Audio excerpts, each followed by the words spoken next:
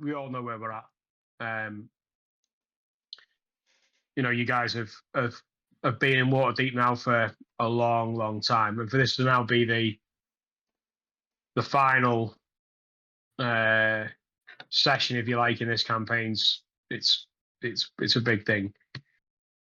So having followed the plot from start to finish, from wanting to find Blackwood to the kidnapping of Renier to finding the Red Viper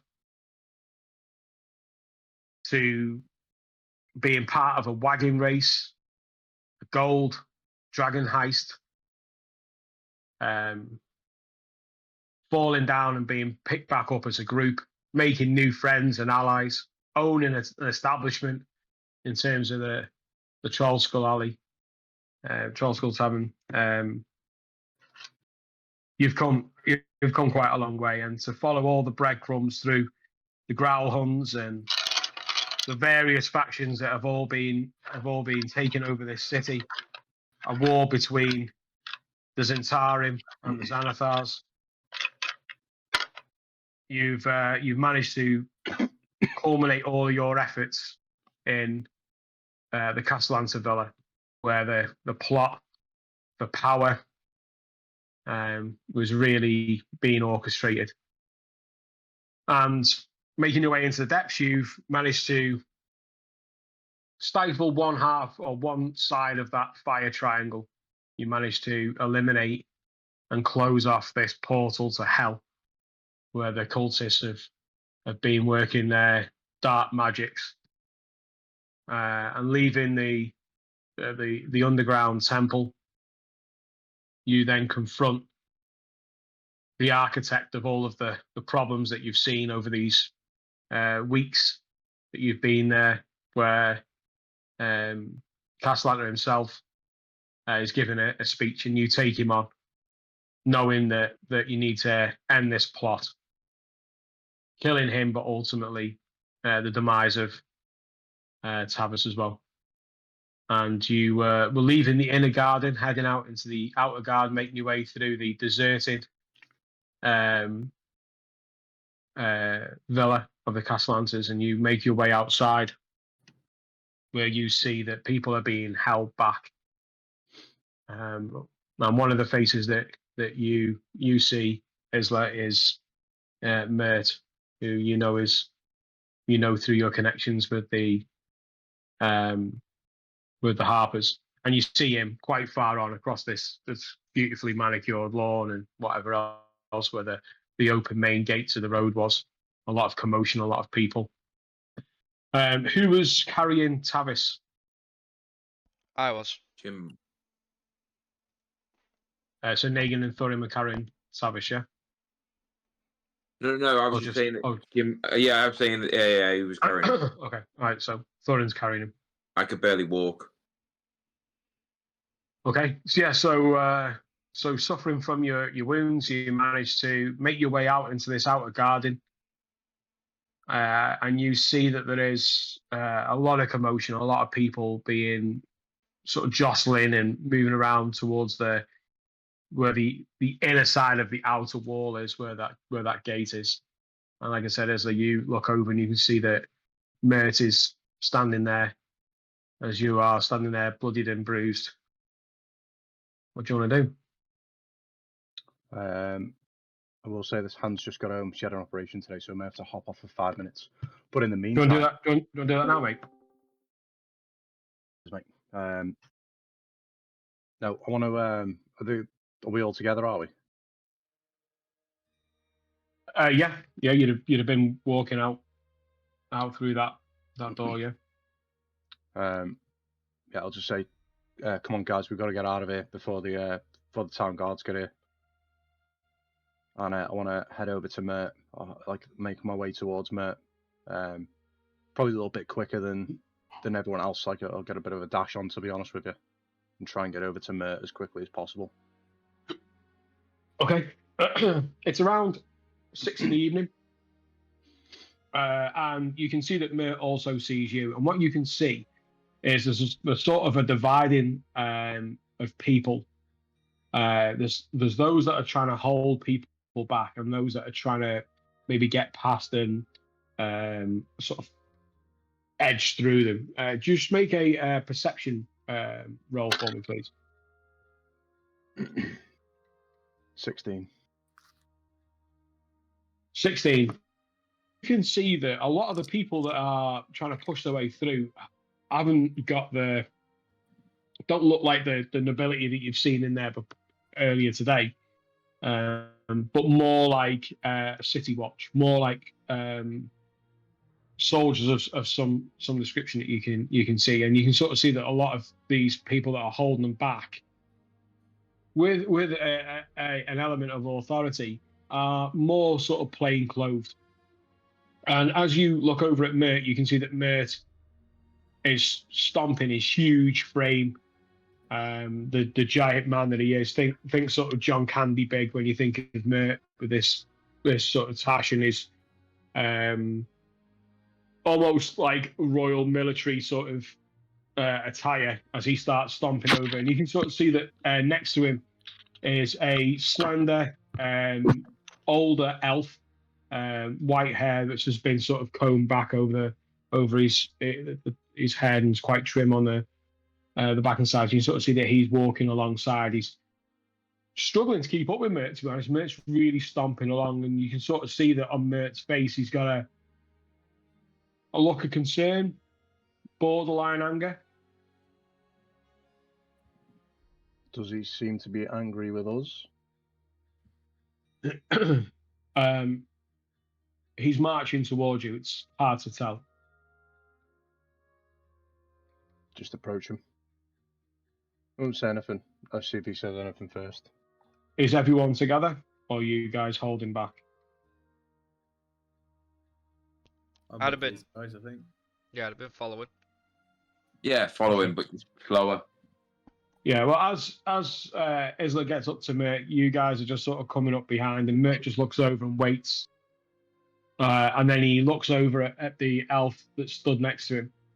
And he sort of gives him a nod. And instantly, all of your ears just feel like they've just popped. They feel like you're on a plane, you're just going up in altitude, and you just get this sort of muffled, sort of like your ears need to clear, this sort of like internal muffled sound as you hear Mert talking. Maybe I wasn't clear in terms of what I said, and he's looking at you now, Isla. Oh, this is a mess.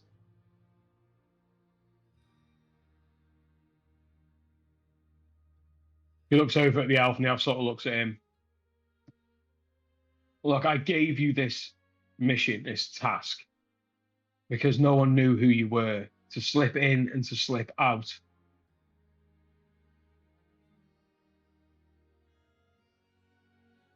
I could have sent in a load of my men. We could have done it all. I would have faced the music. I'm going to face the music.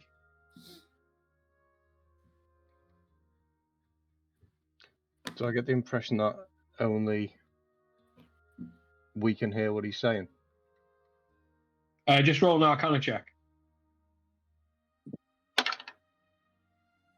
Probably not. 9.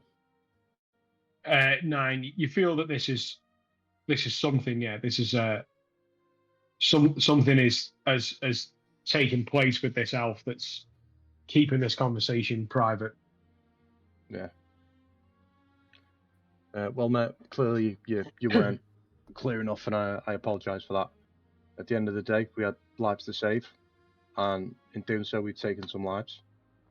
Now, you don't have to face the music. As you said, you picked us because, no one knew who we were, and we can keep it that way. As far as everyone's concerned, you look pretty angry. So it doesn't look like we're friends right now, from what everyone else has seen. So how about you let us on our way? We can make a bit of a scene.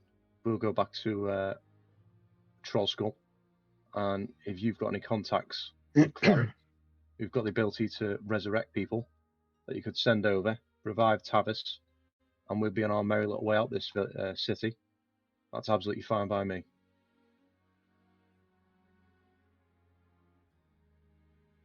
You sort of see that his face softens to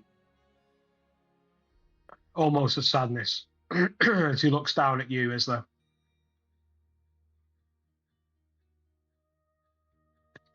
you're hard to come by. People like yourself is like you're hard to come by, and we could have done so much more. We could have done so much more good. And now you're going to have to walk away or face the consequences of what we've done. And I feel responsible. My anger is my responsibility. I have caused this. I have asked too much. Let me tell you, mate, I'm not walking away from anything. In fact, probably for the first time in my life, I'm actually walking towards something. These people that you see behind me, it's probably the first time that I've had anything that I could call a family.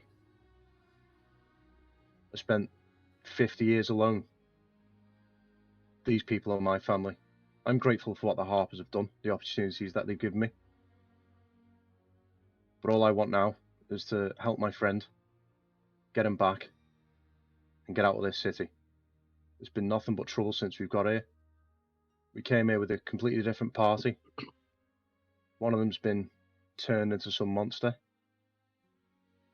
One's disappeared through a painting in a wall. And my other friend, as you can see, he's now died for the second time. Now, if we've done you a service by doing what we've done here today, and you can repay us in any way, it would be to get a cleric or point us in the direction of someone who can save his life. We'll take the fall, and we'll be gone from here in no time.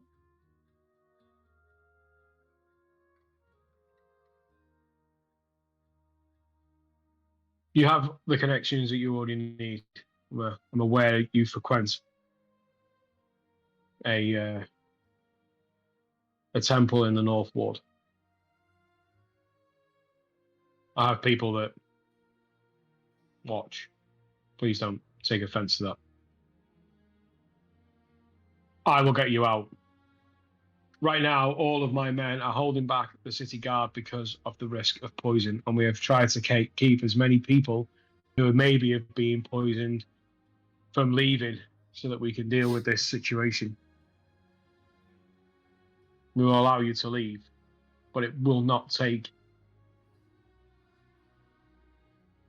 the nobles, the lords. Like I said, I can get you out, but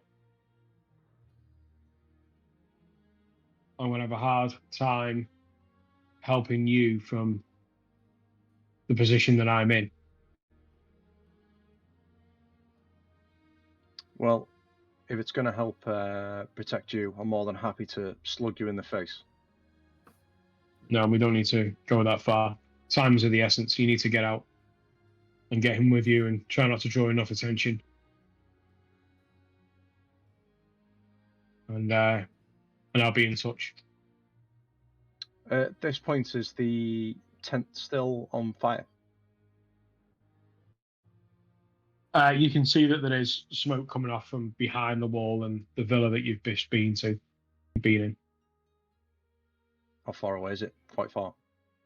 Yeah, because that's within like the inner garden. So you've walked through the house and out. Okay. So yeah, that's fine.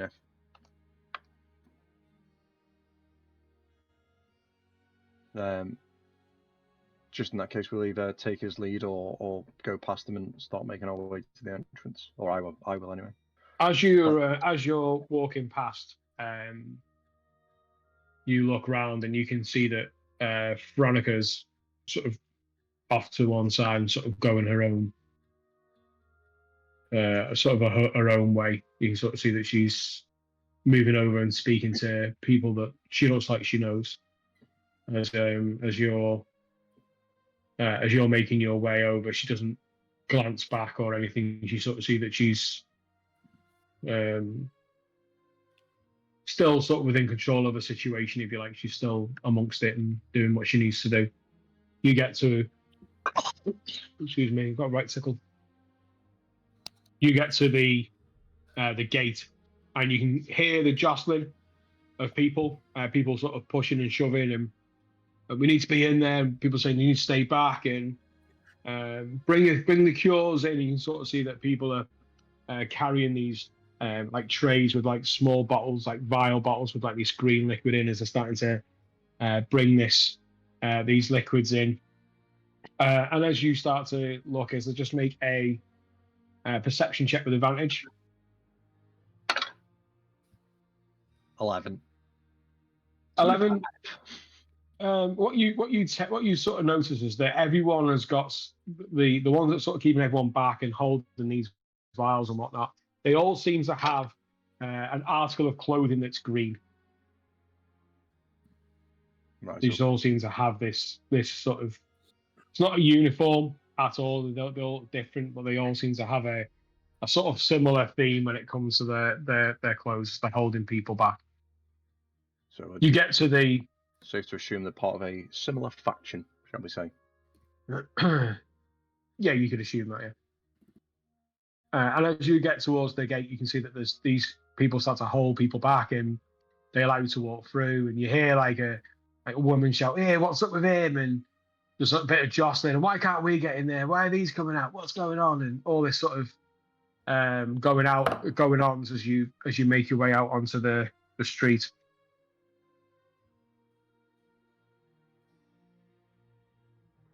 Do we see any form of transport? There are quite a bit of transport knocking around the area. There's carriages and various carriages that are going sort of up and down, and yeah, it wouldn't take much to hail someone with a carriage.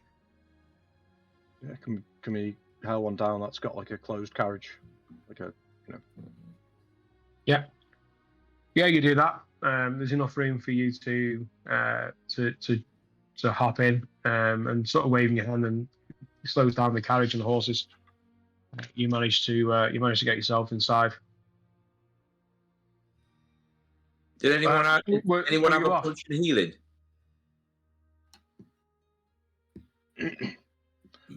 I've got no healing spells. I've actually got one that I forgot about throughout that entire battle. When I was doing my character sheet earlier this week, I realised I've got one. So bit meta, but like if anyone needs one, You do. and I could have used it as well in that battle. You use that one. Can I have a look through Tavis's belongings to see if he's got any? Let's just get him to where we need to get him. Let's just go. I know Tavis did have healing potion on him. Yeah. The cleric will be able to heal us a bit as well. I'd leave it. For No, this. but okay. Yeah, I've got 2 healing potions on me as well, if absolutely necessary. I just feel like a bee could take me out at this point. I'll punch you in the face. No. Just grab your hand. I rolled a natural 20. And 1d4 damage. 6 points. No,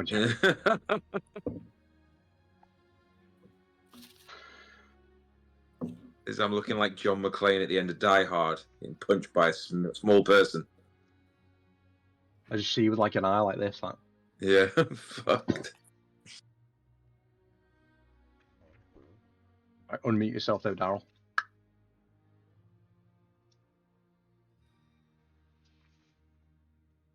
I did that. Yeah, so the drivers, where they're taking you? How's the Holy Hands in the north? Know it? Yeah, I'll get you there. No. You've seen a bit of trouble. What's going on? Seen a bit of smoke. Yeah, there's been a fire at the castle hunters. we got caught in the we got caught in the tent as it came tumbling down, and our friend is worse for worse. We just need to get him back and get him healed up. He looks over and he looks back at you. And I cough. And then you sort of see this look of, I'm not going to ask a question. And he reins the horses and I give him a couple of gold pieces. he gives you a nod and he pockets them. Yeah, you start to trundle through the city, and you can sort of see that around this sort of area, along all these streets, quite backed up. There's quite a lot of carriages and whatever else, and people out there, and that starts to thin out as you start to make your way. Sort of east, going from the sea ward back into the north ward. Just roll. Who would be by the window at this point? You can all make a perception check.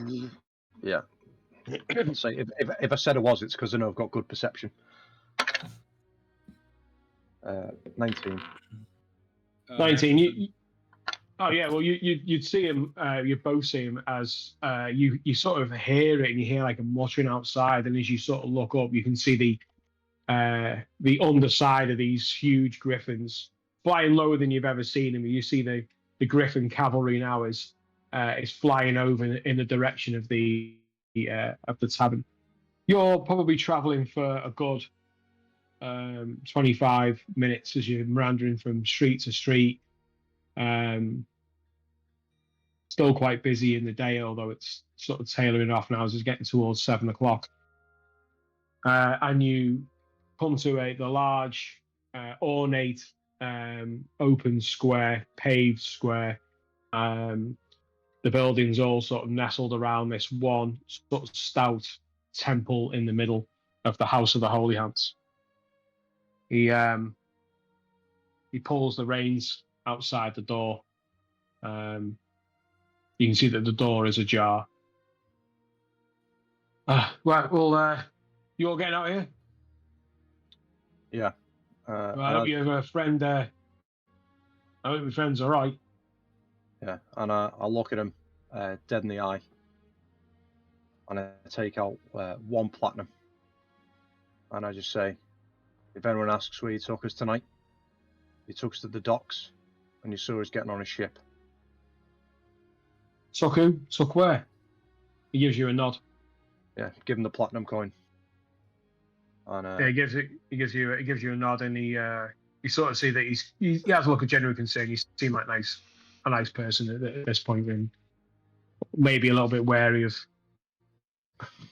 Maybe a little bit wary. A nice person. Oh. Nice person. Sorry, right, let's get inside. As you open the door, the first person you see is a young lad that you know to be Jake, and he sort of sees you, and his face lights up, and he's like, Master, and he's sort of calling down, and it's not long before you see Sakaris walking from the lower crypt of the temple. He takes one look at you and sees Tavis. Bring him down, and he sort of turns, taking the torch off a sconce and heading down into the cool depths of the mortuary temple area down below. Yeah. It would be called a mortuary, a place of rest. Yeah. I'll follow him down and obviously beckon for everyone to follow with Tavis's cold. Yeah, I carry him body. down. It's not cold yet. Cast Ray of Frost. Yeah, it is cool. It is cool in the crypt below as you make your way, and you can see that there's 3 sort of stone plinths, tables, if you like, for resting the body on, and taking Tavis, you maneuver and moving around, and you lie him on the cold stone. What? And he takes one look at each and every one of you. You, Negan, he sees the wounds. Same with you, Morthos. Heavy wounds. What's happened? I don't even know where to. I don't even know where to begin. But I'm sure you've heard of the deity Asmodeus. And there was a plot in this city by the lords, or some of the lords, to unleash hell on this city at the cost of many people's lives. Well, let's just say that we've put an end to it, but unfortunately, it's taken Tavis's life, and if there's anything you can do to bring him back, then we'd appreciate it.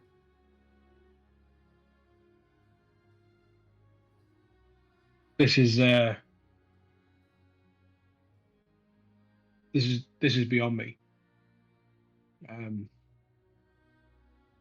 not a cleric. I'm just a holy man. But I do know potentially someone that could help. Have you got a name?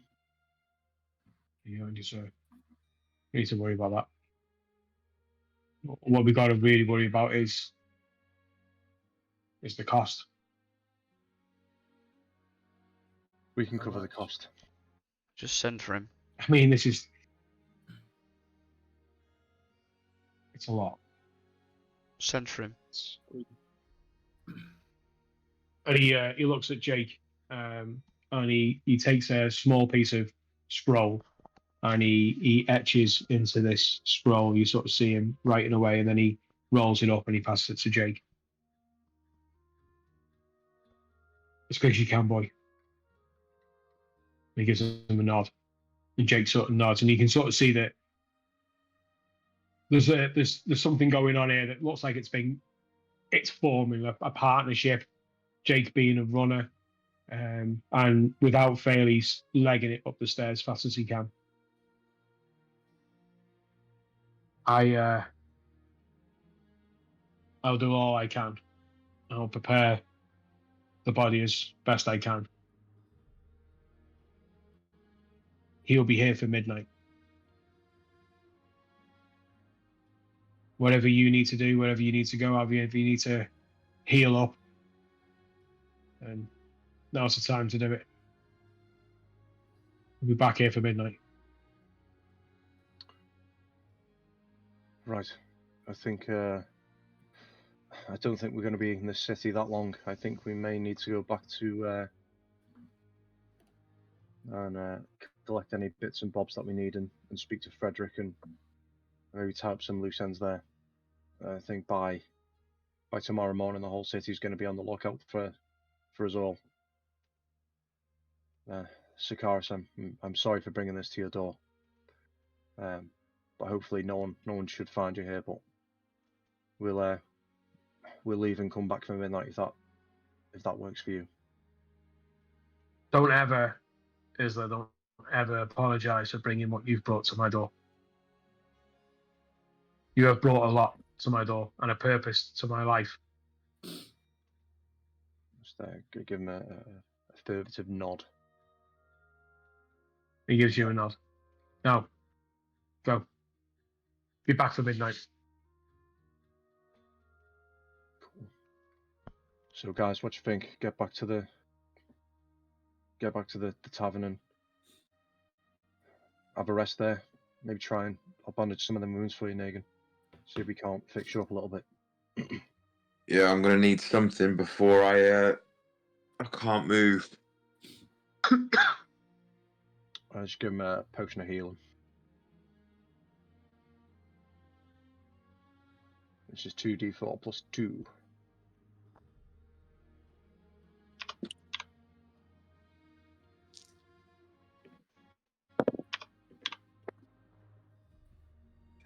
Plus 2, 12, 13. 13.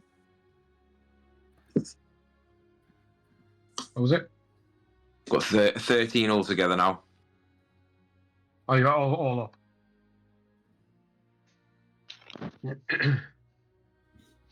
Yeah, let's get back. Frederick can get us some food and we can take a breather, recoup, and figure out what to do.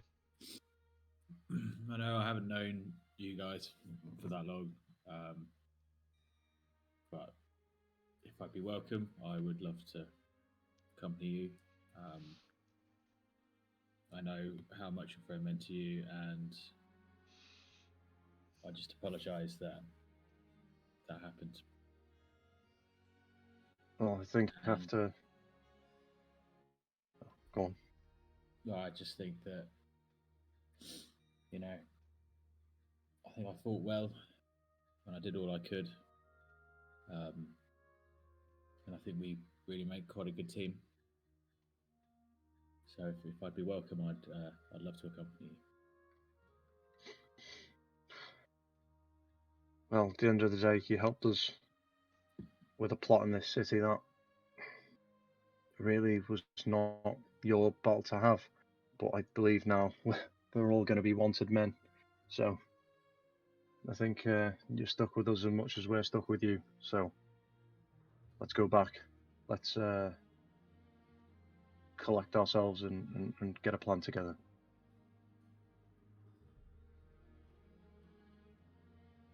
But let's stay off the main road because it's in walking distance, isn't it? We can walk there. It's not. You can walk to where Charles going. Yeah. So I'll just say maybe it's best if we stick to the back alleys and off the main streets. Keep a lookout as we go. So yeah, that's what I'll do. I'll start making my way if there's no disagreement from anybody else, and I'll start using like the back alleys that we know in the local area, just to try and get away, or back to Troll School without anyone, without drawing attention or anyone seeing us. And I'll want to keep an eye out just to see if we're being followed or if anyone seems to be paying an extra attention. But before we leave, I'll just say, Thorin, you've got that Prestidigitation, whatever it's called. Yeah. Any way you can, make us look a little bit more respectable, get rid of some of this blood, or Yeah, come here. Aye. Clean this up. And yeah, I'll cast Prestidigitation on each of us and tidy us up as best as I can. And I'll go over to Tavis and do it to him as well. I know the priest is going to come and do his bit, but I want to tidy him up. Before we leave, I do take the portable hole off Tavis's body. And I also take the sending stone off him. And I'll hand it to Morthos. Very kind of you. Which one's that? It's a number 1. Ezreal's got the other one currently.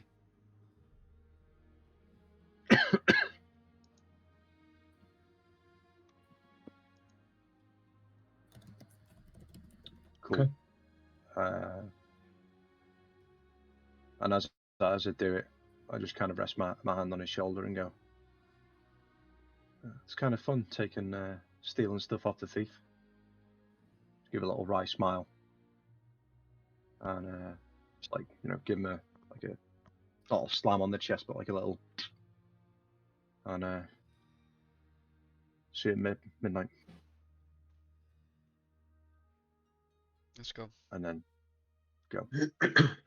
I walk past. I sort of like mutter to myself, I'm not losing any more, and then follow everyone up. Okay, you emerge into a quiet square as it was when you entered. The sun is now heading down and sort of dropping below the tops of the buildings, which are quite high. There's still a couple of hours of daylight left, however, but you make your way out, start heading towards the direction that you need for Troll Skull. Just all make stealth checks for me, please.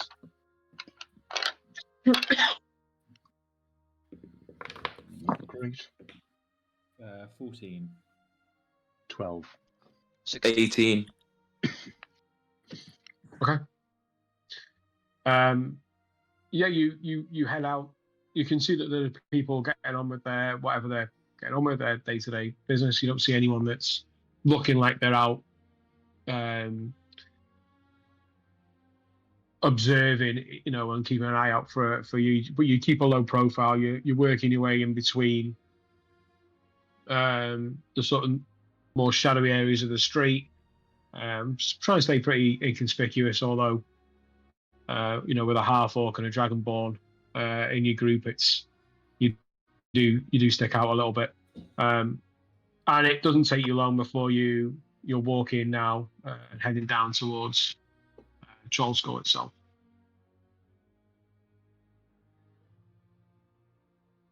Cool. Just keep heading that way. And then once we're all in, I want to lock the door behind us, close the shutters, dim the lights a little bit. Make it look like people, someone's home, but it's not. The place ain't bouncing. It's quiet. It's closed. It's shut for the night, and it's only the barkeep there type of sketch. As you walk in, as you walk up to the door, it's almost like the door's on automatic, and the door sort of opens, and you see this sort of aura and this sort of shimmer of Lith, who opens and welcomes you in, and you sort of nod to him, and he nods back, and you can see that the room is full of barrels. There are barrels on barrels on barrels that you can hardly see the tables and chairs for these barrels that are sort of stacked and whatever else. And you can hear this sort of booming voice of Frederick as he comes from behind the cellar. I don't know how we're going to get them all down there, but we'll all go down there and we can get them all. But what was that? And then you hear like a smaller voice saying, well, just make sure that mine are, easy to, be accessible. I want mine to be front and center. If it's going to be, drunk and if we can, make sure that, it stands out. I want people to drink it. And as you're watching, you see Frederick come round the bar alongside Rimple. My man. Magic. The good stuff. Still prefer Mad Howler. I know you fucking didn't.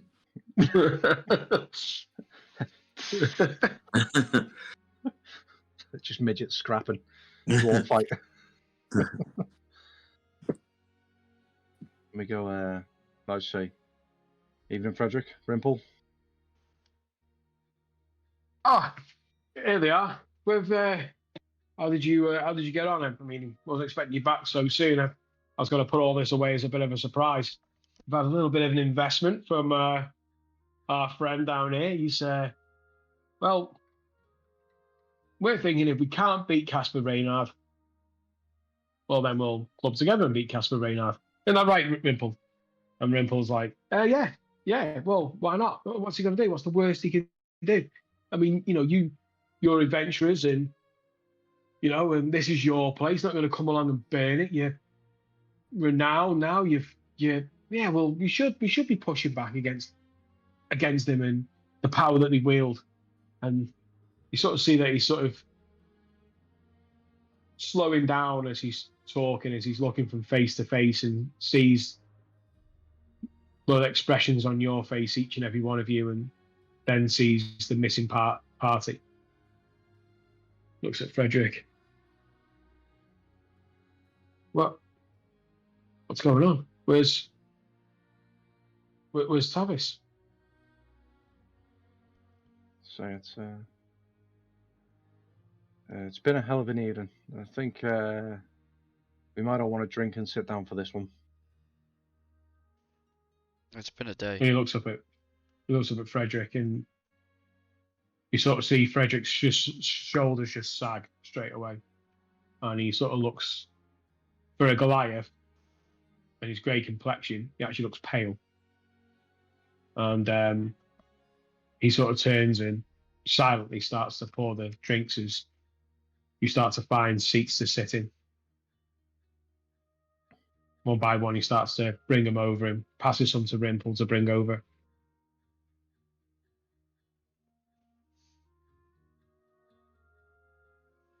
Can you tell us what? Yeah, I start to recount the story. Letting Negan tell his bit and Thorin and everyone telling their own parts of the tale. And we've left Tavis at the House of the Holy Hands. We think we've got a way to get him back. Hopefully, we're going to go back at midnight and see what we can do to get him back. But I think our time in this city for now is definitely coming to a very swift end. Now, I don't know what the others think of it, but from my point of view, Frederick, Rimple, please take this place on and and run it as your own. It's still ours, and one day we'll come back and we'll expect our returns. But for now, take that money, invest it, make it your own. You've done us a big service since you came in and tidied the place up, and it doesn't look like it's too far away from being ready. And with what's unfolded tonight, you could they'll probably end up telling tales of this for all time, and you'll probably get more custom for it.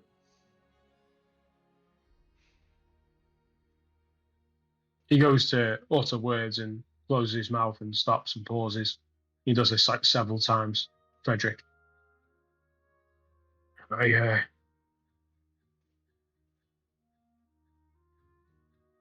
don't know what to say. You sort of see a tear in his eyes. I will make a business out of this, and you will return to the city and to Trollskull. We won't let you down. You've given me a whole new lease of life and a purpose, and you didn't have to do that. Not after what I did. I just can't believe I had to see him die twice. Well, I'll be happy if I can see him come back alive twice. You'd be a cat if you did. Yeah. Tell us about it. Many lives, that lad. And he pounces like one too. Stealthy. But one thing I do ask Frederick. No one uses my bed. I struggle to sleep in it. Fair. He raises a cup, and he doesn't say Tavis's name. He doesn't look at anyone in particular. He just raises the cup. Bless you. He raises the cup, and then he takes a sip, and he puts it down.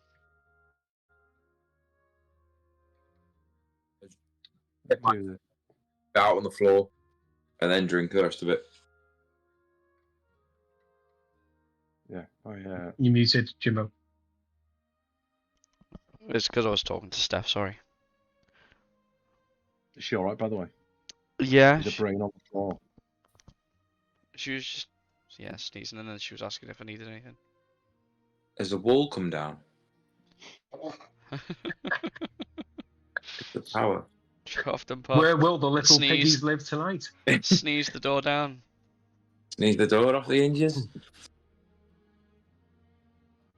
So what's next? Where will you go? Where will you How will I be able to get in touch?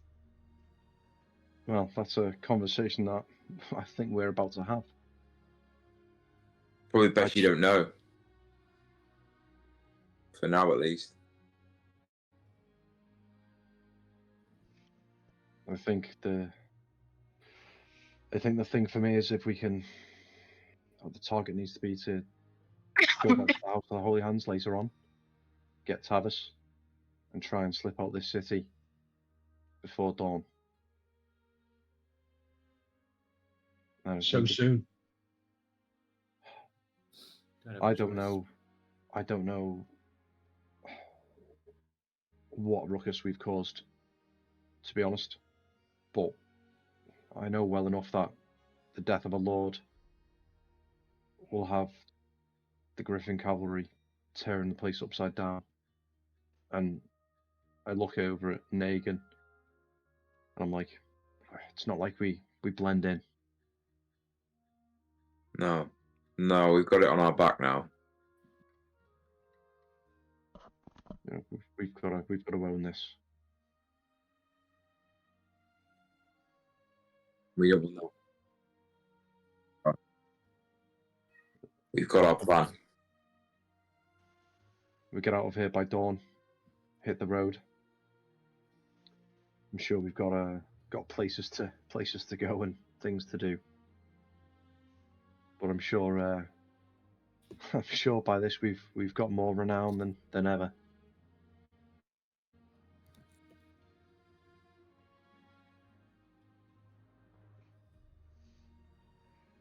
Yeah, we were already getting well known throughout the city. And guys, do you have anywhere that you need to go, need to be? Preferably not a big city. I think it's together. I think yeah, that's the main thing at this point. We don't bring any problems back here. Yeah, I mean, I could do with going down towards Candlekeep, but I think the heat that we've got at the moment could be a little bit too much. But maybe if we can head that direction as a plan for now, head south. It's something. Is it south? I'm sure it's south. Yeah. On the keep south, yeah. Yeah. Maybe we can just leave, get out the city, and head south. It's a plan for now. We'll take some rations. We've got money. We can leave a little bit here with Frederick to make sure that he's all right and looks after the tavern. And maybe one day people will look back on this and we'll be welcomed back in the city with open arms. What are we doing with the city's gold, though? Well, I don't think if we give it back, we're going to get any recompense for it. So I don't know about you guys, but we may as well keep it. We might be spending it in a minute. Well, we got a lot of it. Well, I think we need to use the money to get Tavis back. I think we can give some money to the House of the Holy Hands. I think we can give some money for Frederick, and I think there'll be plenty left over for us. Yeah. I've come from beginnings where I've never had the need for much money. I've lived off the land. I can do that again. I know we'll get by, but to make sure we're covered. Well, as I've come to learn in the last 2 to 3 weeks, it turns out we're pretty good at killing things and saving lives. I'm sure there's money to be made in that. Yeah. Just don't want to get my ass beat again. Well, maybe if you No. face the fight, you might not get hit Yeah. so much. Dodge them. You know me, I can't resist it once it starts. And I throw my tankard at him. And as I do, it's like, if you can dodge a tankard, you can dodge a sword. It hits me in the face.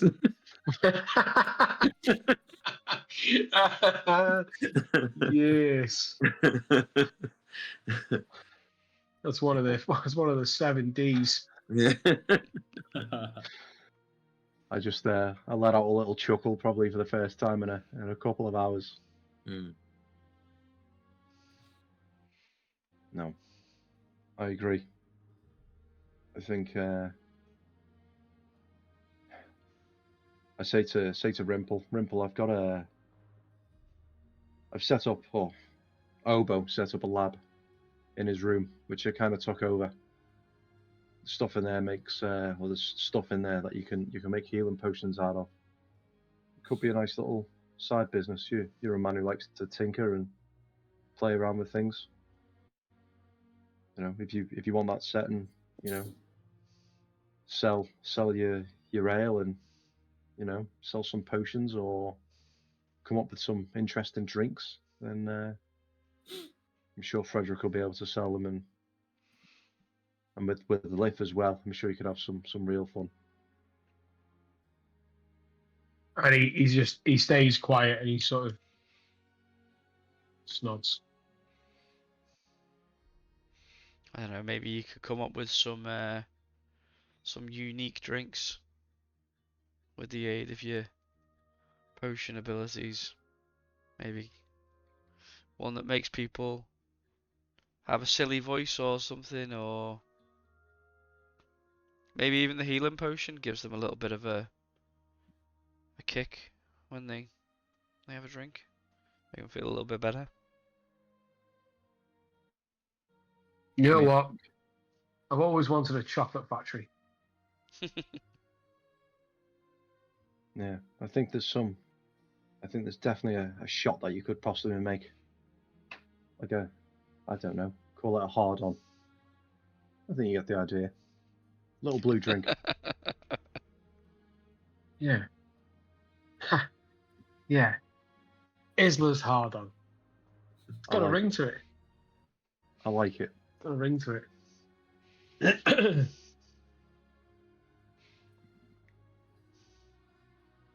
Frederick looks at you and he says,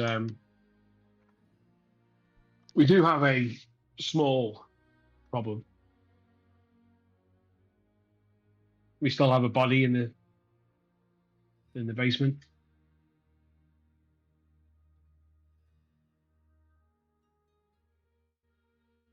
You know what? I'll see what I can do. Well, you've got a lot of barrels. Yeah. There's a lot of rats outside as well. I'll sort it.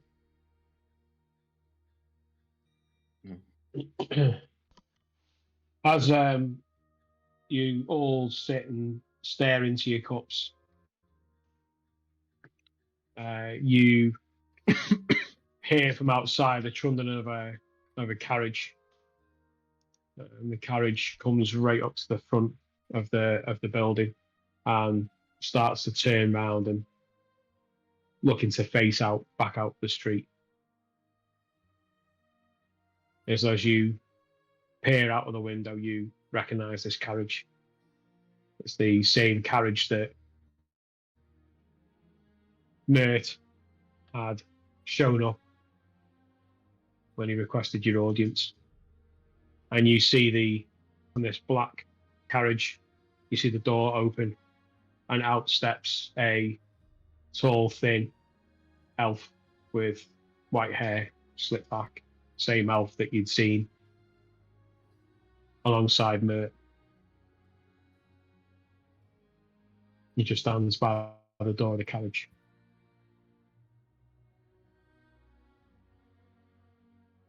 I kind of take a look over my shoulder and look at the guys. Just give them a little nod, and I'll just slide out the front door. I don't walk towards him, but I'll just kind of stand there for a second and see how we react. As you stand there, he looks you in the eye, and then he reaches into his pocket and he pulls out a black piece of silk cloth. Hold on. and he holds it up.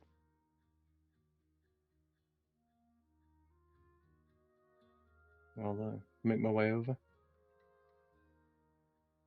As you do, and you get close to him, he hands you the cloth. I take it off him. Just have a little look at what it is. And what is it? What do I see? I'm not like opening it or rifling through it. I'm just having a quick glance. It's just a piece of cloth. I kind of look back up like quizzically.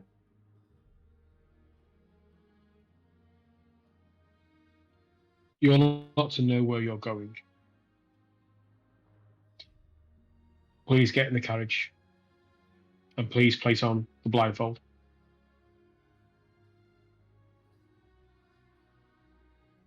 Will my friends be safe?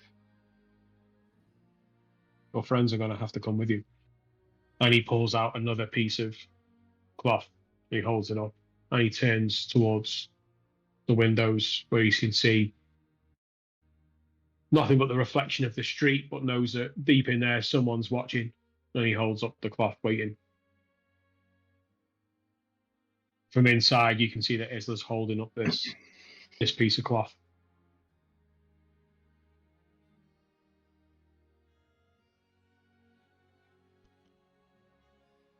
I go over to Frederick and I pull out one of the paper birds. I say to him, I'm not sure how far these can go, but you've seen us use them before. You know how they work. If you ever need us, send us word. It'll find us.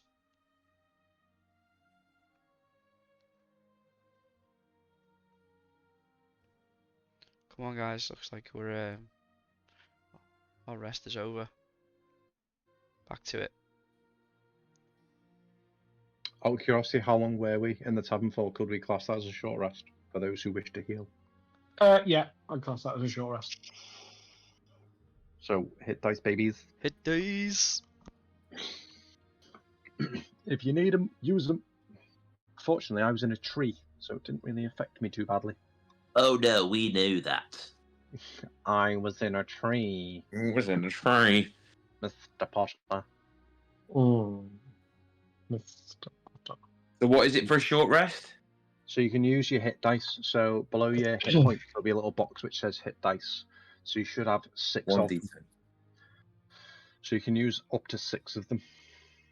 If you've got 6 there to use. 1d10. I'm going to use a few of them to see if I get myself back to maximum hit point.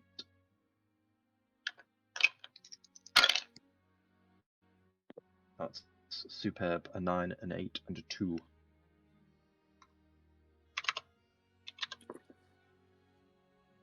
Six.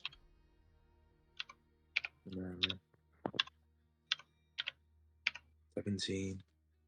17 plus 30. Back up to 56. Clearly, fame isn't everything. 30. And ensnare the senses. Bewitch the mind. I have 3 of those myself. Even put a stopper in death. Multi-Rickman. Just put anything that's Rickman together.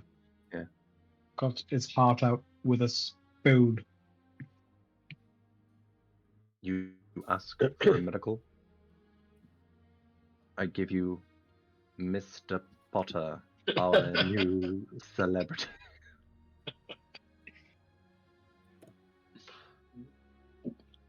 Have we Sorry. all rolled and added?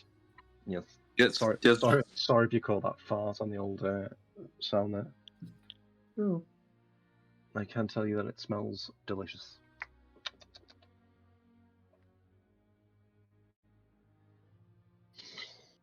Like dog food. Woof. Jimbo, you done? Yep, hold on. Back up to 56. Okay. So who's walking out? I'll walk out. So Negan, as you walk out, you see he extends this silk piece of material towards you. Isla climbing on board the carriage. Yeah, I was gonna say, am I alright to climb on before putting the blindfold on? Yes. He just hands it to you. He's not. I sort Okay, of so take, Negan. I take it and then just follow Isla on.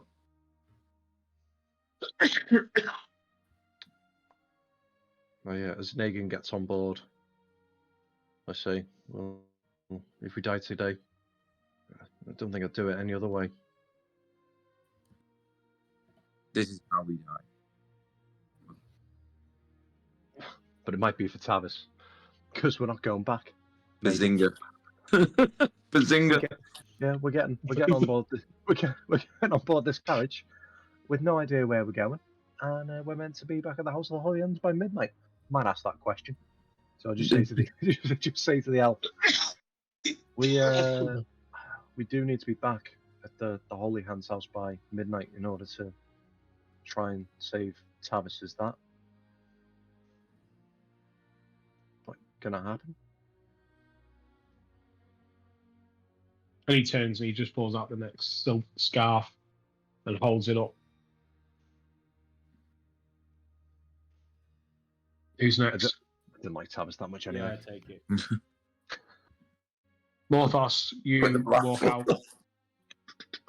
Take it, taking the silk scarf, climbing aboard, seeing that your two friends or new friends are already blindfolded and sitting there. Then you join him in the seat. Sorry, you look out and you see that he pulls another scarf and extends it. Yeah. As I get to the door, I look back in. Frederick and Rimple. I couldn't have thought of a better partnership. You guys are gonna do great. Well, on the off chance, and you see Frederick saying this, on the off chance, we'll see who we can get around tonight, and hopefully we'll get to see you. Hopefully this isn't the end, and well, we can raise one more cup. I'll keep hold of this paper, and if I do need you, I'll get Rimple to write it. When will I see you again? As I walk past Liff, I say, keep an eye on him for us, and spook him every now and then for us. As you're walking towards the door, you just hear Rimple behind saying, "So if I could combine a healing potion and side, I mean, like a pick me up, like so it just gives you a bit of a buzz, maybe." And as you're walking out, he's sort of mulling that over. Yeah, and He's blatantly creating Red Bull. I walk out and get in the carriage, taking the black cloth. You sit there in silence, all of you with blindfolds on your faces, and you feel the weight shift as the elf also joins you within the carriage, and you hear the crack of the whip and the trundling along of the carriage. You're traveling for quite a while, maybe close to an hour, just a little bit beyond that, and the roads feel windy, and you start to feel a little bit queasy from the constantly shifting around from one side to the other as you make your way down seemingly short streets followed by endlessly long ones. You feel that the carriage starts to take a downward path, a slope.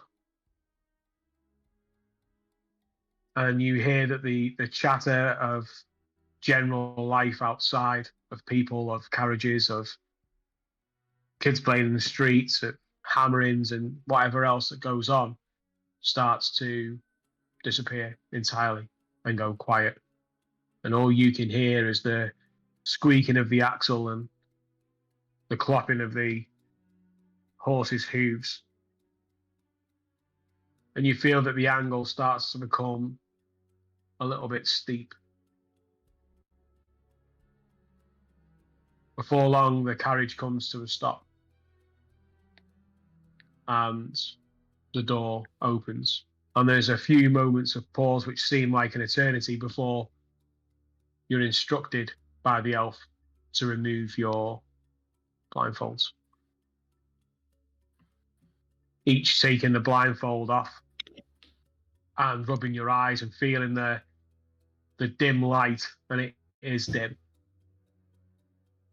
Sting your eyes, not as much as it would do in broad daylight, but there's still light there. You see that the door is open. The first thing that strikes you now is a sound of waves and an echo. Some of you have heard something very similar to this and had an experience of waves in a cave. You know the sound. He holds the door open, and each of you in turn starts to get up and follow suit outside. And you're in a cave. You can see that the opening of the cave shows the setting sun in the west and the sea and the horizon. You're quite deep into this cave. A cave that could house a ship if needed. It is vast. And you are on a path. As you watch, the elf starts to follow the path deeper in towards the cave. And you look around and you can see where the road has led you in at the other end. And you follow the path. The path becomes illuminated further down with torches in sconces. And the shadows deepen and the light begins to wane as you start to make your way further into the cool of the cave. The waves are crashing on the bank next to you. And as you start to head deeper, you can see that further down, the path comes to a stop. And in that pathway, in that stone wall of the cave, as the water continues to carry on past it into the dark depths, a door. The elf approaches the door and he knocks gently on it. And the door has a slide. And you see a slide and eyes and slide back. The door is unlocked, and it is opened. As he waves you in, he holds his hand out, each in turn, for your scarf. Each of you handing it over, one after another, and making your way into the room, which is carved of stone, but quite plush. There Is he following us in? No. Before I would go into that room, then I would say to the elf, if we go through this door tonight, do we come back out? And the elf just looks at you and holds out his hand for the scarf. No, don't give it back to him.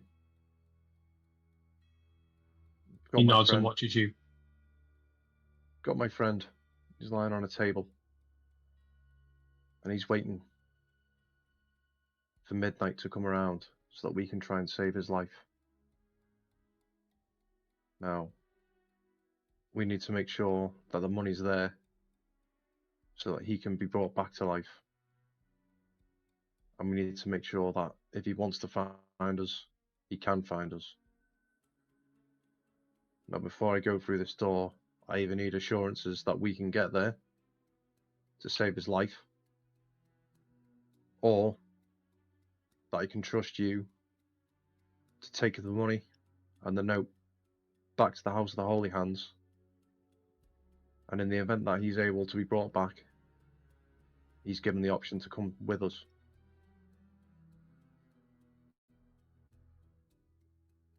We did this city a big favour, and we will take the fall for it. And he's paid the ultimate price. Now, I don't think it's too much to ask for that option, for him to come back.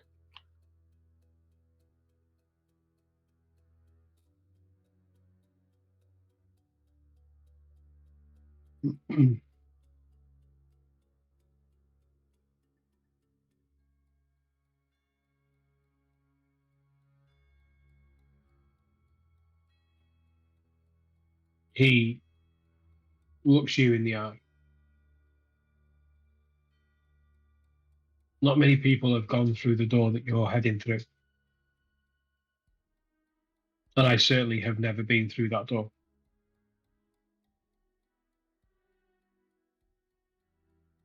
I don't know what awaits you on the other side.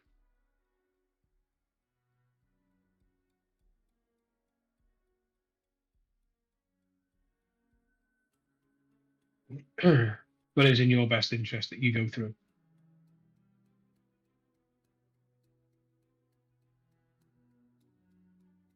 And I will, but I need to know that he's got the option to live if he wants to. I'm of faith, of healing, of the ability to bring people back from death. I know that it's not just as simple as, you know, casting a spell and they come back to life. I know that his soul has to want to be here. But I need to know that his soul has got the option. Now, if I can give you money that you can take back to the House of the Holy Hands and give him that option, if you can promise me that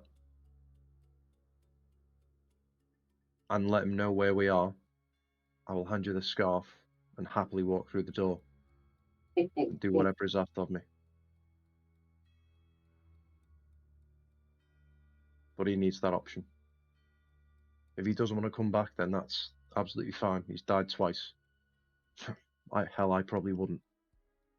But I need to know that he's got an option to come back.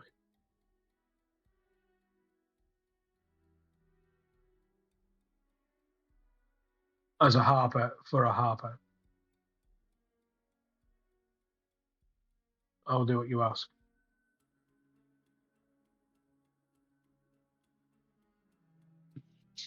And he holds out his hand for the scarf. And I give him the scarf. And kind of look at the, just off memory, what was the ratio of money in the bag of holding? And There's Whoa. You got it there, Jimbo? yeah, there's 306 gold in the bag of holding, and there's 14,000, sorry, in the pocket, portable hole. Yeah. portable hole. Well, I hope you're going to forgive me, guys. I'm going to pull out the portable hole. I'm going to give it to the elf. And I'll say, Thomas knows how to get into this. I'm sure you're smart enough that you know how to get into this. There should be enough gold in there to cover Tavis's resurrection if he so wants to come back. And what's left you can use and put it to good use. but I'd ask you'd see the House of the Holy Hands well paid and put the rest of it. I know the Harpers do good work. Make sure that city's restored back to whatever its former glory may have been. Did we have anything else in it though? No, I think it was just all gold on it. We took everything out of it. There might be a few dead bodies at the bottom. Okay. But if Tavis does come back, can you at least give him back the portable hull? Because this thing's handy as fuck. You know, Okay. he takes the seemingly black silk of the portable hull and he puts it inside his pocket. And I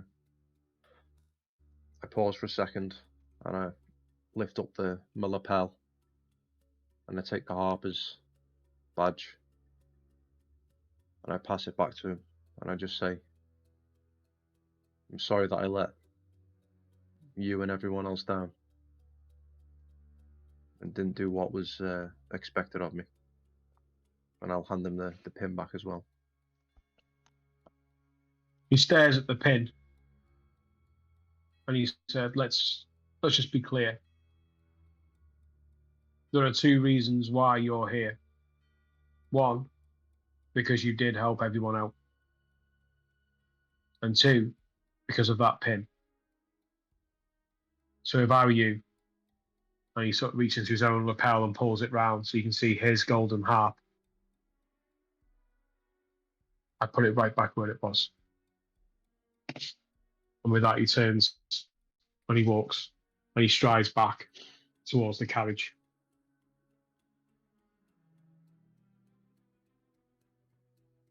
I look at him for a couple of seconds, look down at the pin,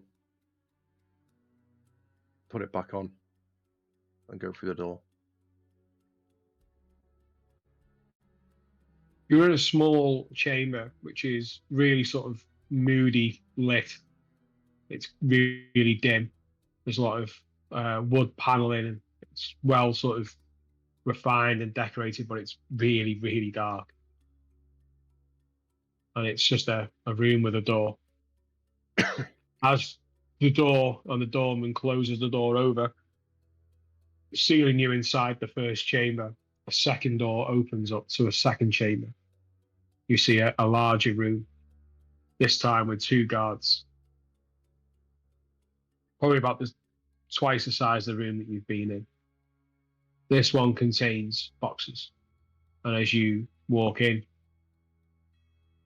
you hear in a really low, almost a whisper, items, please, gentlemen. Weapons, magic items, anything on your person that isn't clothing is to be placed in one of these boxes. This is mandatory.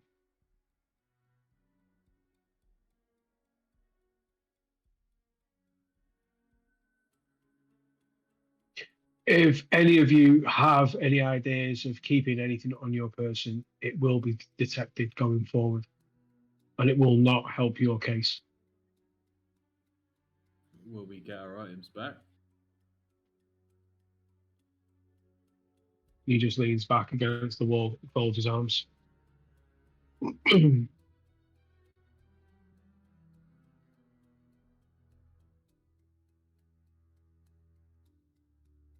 Gentlemen, the people that you're making wait are not to be made to wait. I suggest that you put the items in the boxes. They will be kept safe. I just start taking my trident out, put it down, and then obviously my hammer, and then my two axes and my chain of returning connected to one of them. Just put them out. As soon as I see Negan start doing it, I'll put all my weapons in a box, but I'll keep all my clothing on. Yeah, same. I'll take off the ring and put it in the bag of holding. And then place the bag of holding in the box with my staff and my bow.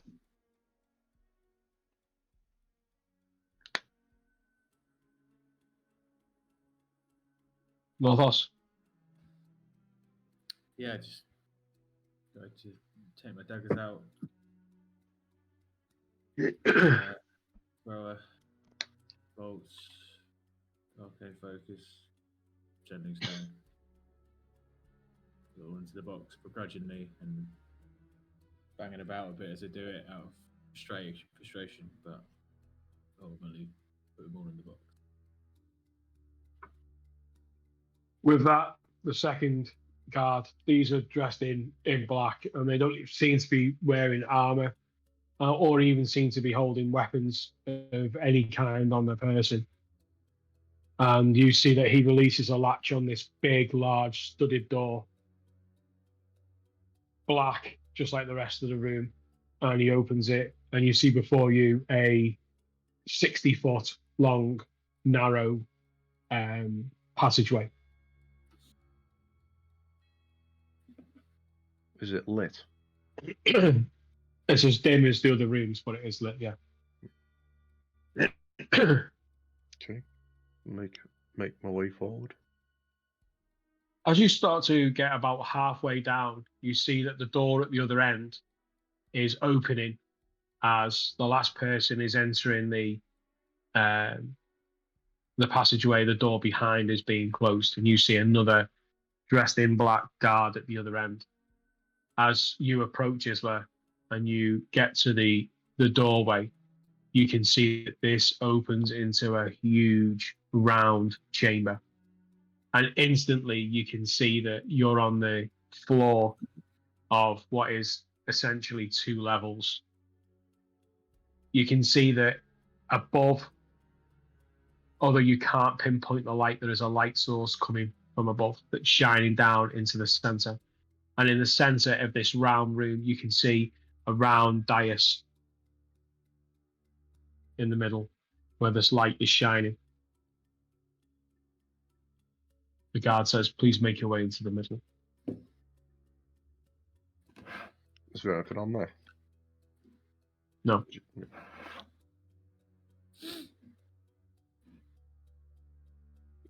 No, it's just built up, so a couple of steps to get onto it, and it's just a flat, almost like a black marble stone dais. Mm-hmm. I walk through.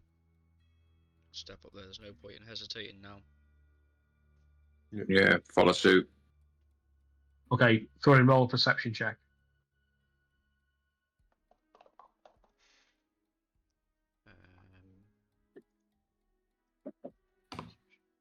21. 21. You look around the balcony above, and you can see that there is a small rail that would probably only come up to like below knee level. It's not like a guardrail. It's just a rail that runs along. And just beyond that rail is doors all the way around. And you can see 360 as you look up at this circular balcony, just sort of turning around and looking at it. You can see that there are doors all the way around, up to 30 doors, one next to the other, next to the other, next to the other.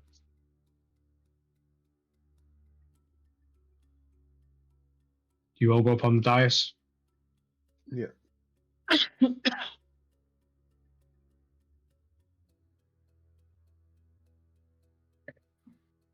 As you stand there, you're standing there for a few moments before you hear a silver chime. It is clear and light and almost too light to be heard in this chamber this big, but yet it carries such a weight with it. And your heart sort of sink in anticipation of what you're about to see. The chime and doors open. Not all the doors. As you're sort of scanning around and looking, you can see that about 7 of the 30 doors are opened at various points around the room. You see from the gloom of the door a figure step up to the rail. They are dressed in a ornate cloak of black. As the light, and they move into the light and around the light, you can see that it's got a hint of purple, a deep, deep purple. You can see that it is built with these sort of shoulder lapels that are quite grand, and works into this lavish neck piece, and then this bucket type helmet mask that goes over the top. As they move and they catch the light as they're looking, you can see that there is dark midnight hole sockets where the eyes are sitting behind the mask. It looks like wood with a graving in it and grain within the mask itself, but it has a bronze to it in the light. You can see that it has a face of almost like an old Norse type looking face with a band, almost like a ring that going around the face of the mask, like a crown. And it comes to peaks on peak at the top, and they stand at the rail. And as you cast your eye around, you can see that of the 7, all of them are in exactly the same garb.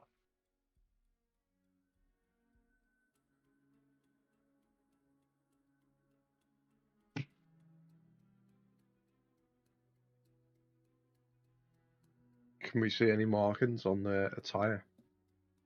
Roll perception.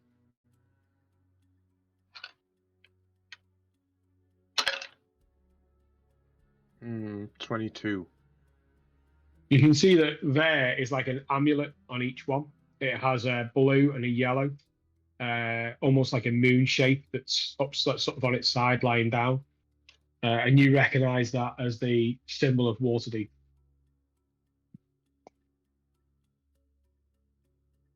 There is another light chime, and you hear the first voice.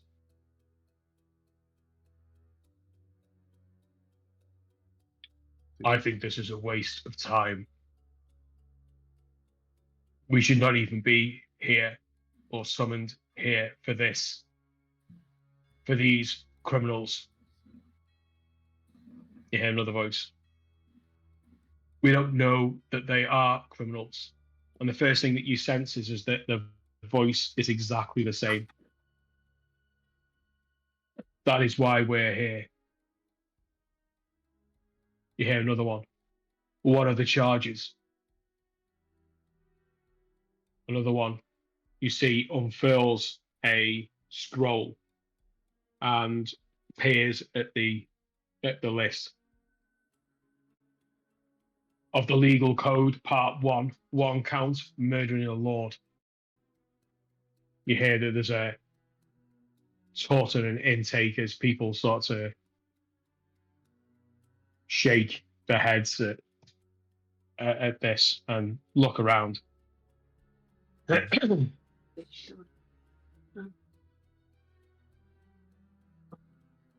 1 count of assaulting nobles. Part 2 of the legal code, 4 counts of arson, multiple counts of espionage, hampering justice, theft, vandalism, and treason,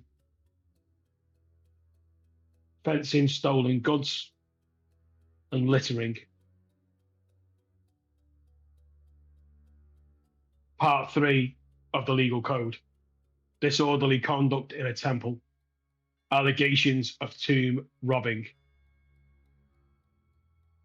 Part 4 of the legal code, murder, assault, robbery, disturbing the peace against the citizens of the fair city of Waterdeep. And the scroll is closed down.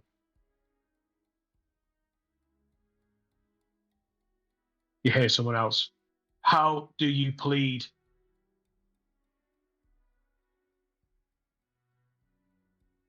Oh, so you're the masked lords of Waterdeep.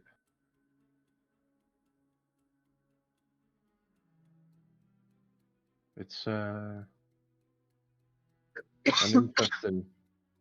interesting list of crimes that you've laid out there, and I found it interesting that considering Waterdeep's meant to be your city, you let one of your fellow lords cause such atrocities as to kill your civilians, make deals with hellish creatures like Asmodeus,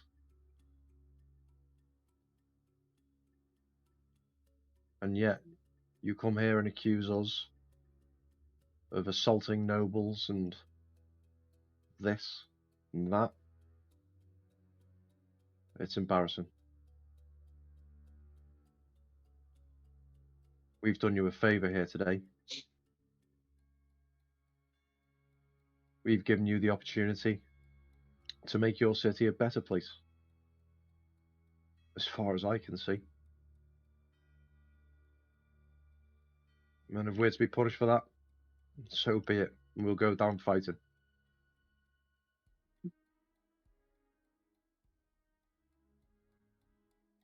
But as far as I'm concerned, we're no criminals here. That's you.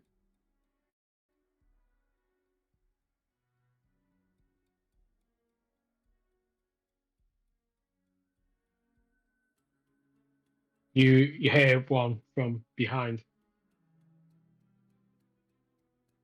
He murdered a lord of the city. A lord whose father was once the open lord of this city. Before Neverember. We cannot stand here in the face of legal justice and accept the murder of a lord. You hear another voice over the other side.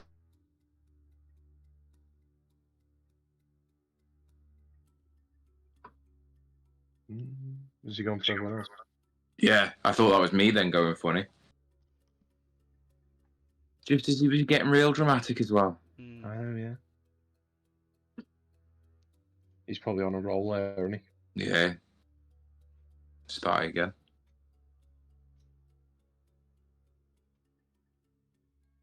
When you finished your little speech, I did want to say I don't think we've ever littered, but I didn't want to make it a joke. I'm not Oh, no, sure. I'm I'd not have- sure I'd that have- list I of would- I'd crimes have- is our list of crimes. Mm, I don't know. I think we probably have littered. yeah. When he said set fires, I was like, oh, everyone's gonna look at me now. No, that was me. I set fire to the tent, didn't I? Yeah.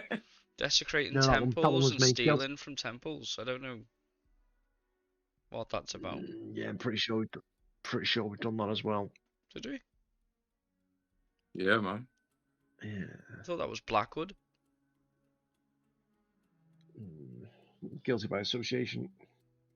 We killed him as well. Yeah, well, so should Castellan be then.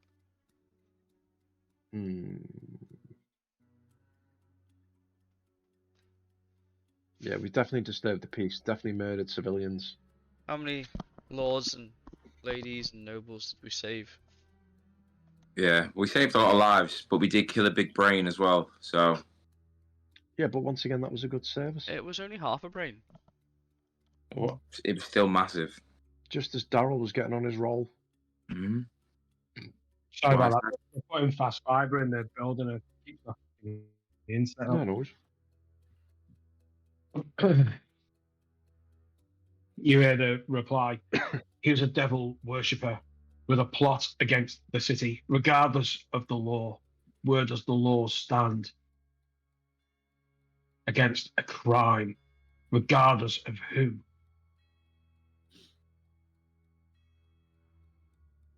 You hear another one saying, this matter should have been dealt with by us, not them. We should have handled him. We should have got to the bottom of this. You hear the reply.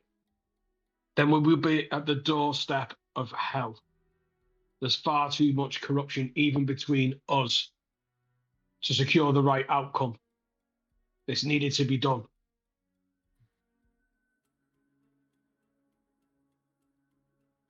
And what of Neverember's gold? Strikes another one. The rumor is that these have it. City gold. Theft. You hear another one. We've been through their articles. There is no gold there. Another one says, Will we know where they live?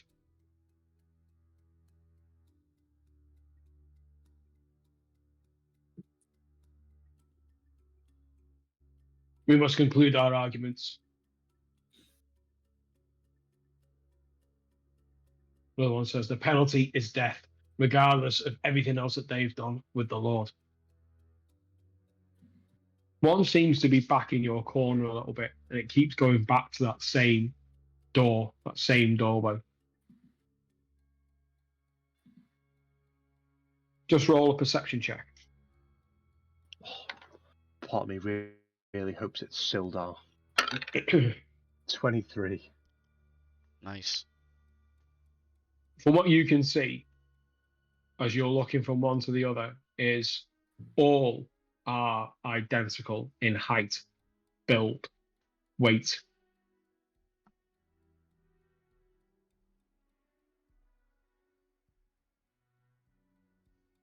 Do they all sound the same? Yeah. Mm.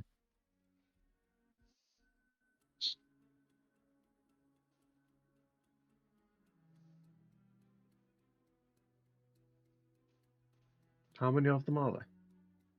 7. I think it's 7. I'm not going to lie to you, my mind's doing absolutely wild things right now.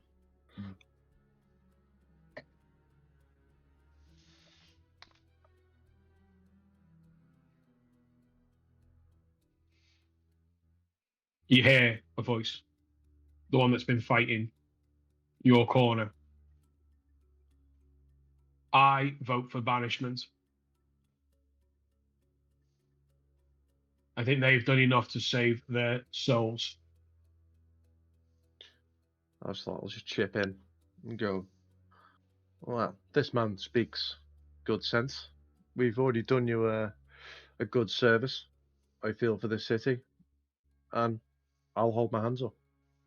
We may have broken a few laws to do it, but I think the positives outweigh the negatives in the grand scheme of things. Maybe there's something that you lords need, something that maybe on the face of it you can't do, can't attain.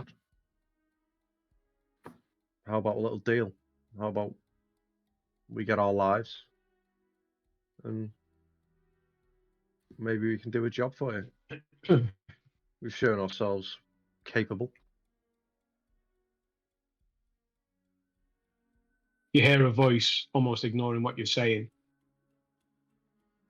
By sunset tomorrow, they must be gone if that is the will of this council. And you hear the one that has been batting your corner. By sunset tomorrow, they must be gone by will of the council in agreement. And as he utters those words, you hear the same chime, silvery chime. Ding, ding, ding. And the doors open behind, and each one takes a step back into the dark, into the gloom, and the door closes again, leaving you empty in the room.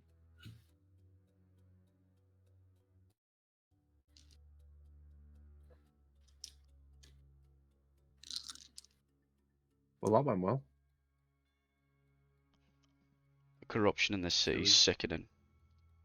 We have longer to leave now. We were going to leave by dawn, and now we've got until sunset. Not that I'm suggesting saying any later than dawn. but it's How good to can know. how can someone who's done so much evil and so much corrupted action towards the city be protected by the city? Makes no sense. No, they said it themselves. They're corrupt. We did what they couldn't. Mm. And yet I'm they sure still they will. punish us for it. I doubt it. I'm sure they will take all the glory as their own. That they ousted one of their own. But we've got our lives. And let's get back. What time is it, do you reckon? Time does it feel like after we've gone back to the tavern and... Probably now really about sort of 8:30 now. I think. Actually, not much time's passed really, has it? Well, Okay. at least we've got 24 hours to sort out all our stuff. Well, I'd feel a lot better if we can go get my weapons back. Hmm. Absolutely. As you're talking, you hear ding, ding, and from the opposite end side of the circular room that you're in, from where you came in, a door opens and you see a bright light on your level, a bright light pour in, and you see the silhouettes of two individuals stepping forward from the light towards you on the dais. You see a woman of quite a angelic face who carries herself with grace, wearing white and gold, adorning ceremonial dress with red sashes and a red underskirt. You see that her hair is almost like a blue grey, maybe giving away her age where her face doesn't. You see that her hair is long at the back and in braids, and braids wrap around the top of her head, almost like she was wearing a halo. And she steps forward. You see that a person, again, just coming out of the light of a male human.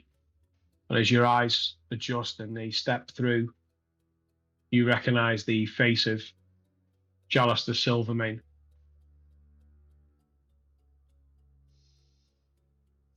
And he nods at you.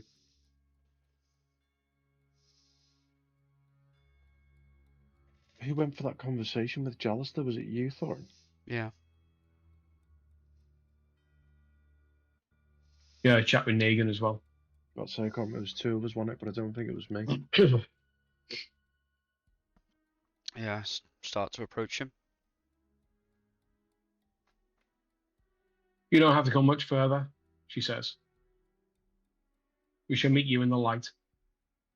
And she approaches and walks up the dais. Do you know who I am? No. My name is Leyrolls Silverhand. Lay rolls. Leyroll Silverhand. I am the Open Lord of Waterdeep.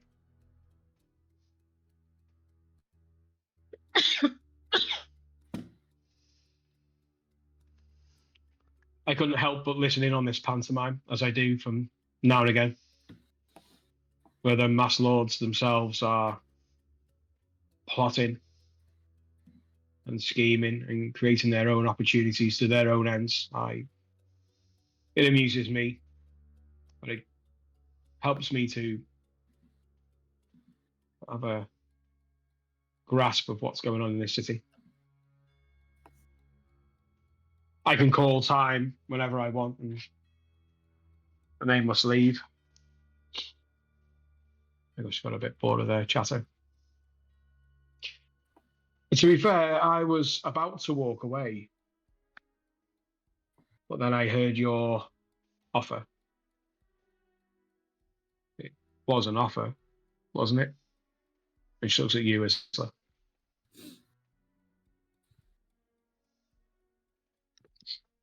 And what's the request?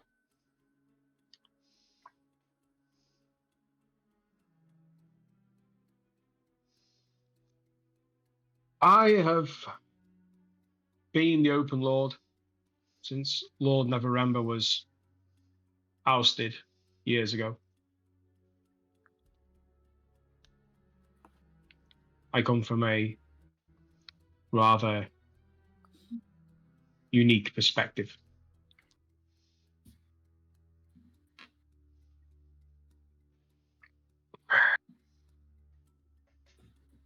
However, I've been feeling something that I've not felt before in my life.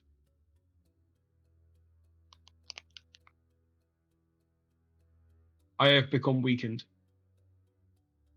I am not as strong. My powers aren't as they once were, should we say. Now, once these doors close, there is utter silence. Those lords are taking off their garbs and leaving, and they can't hear what I say. So I say this openly to you, knowing that you'll keep this to yourselves. Am I correct? Just nod. Nod.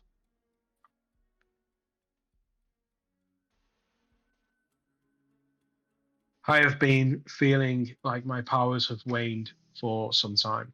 I have been keeping up appearances and pretenses to make sure that I am not seen as weak in a city as fierce as this and as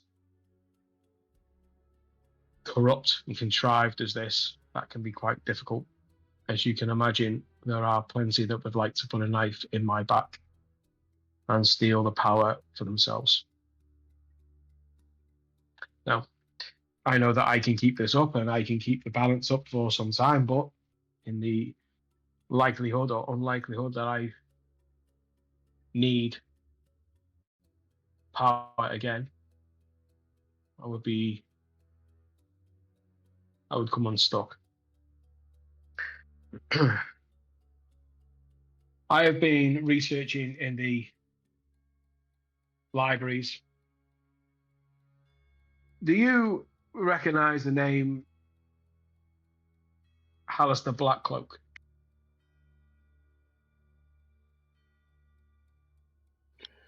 Do I? You can roll a history check.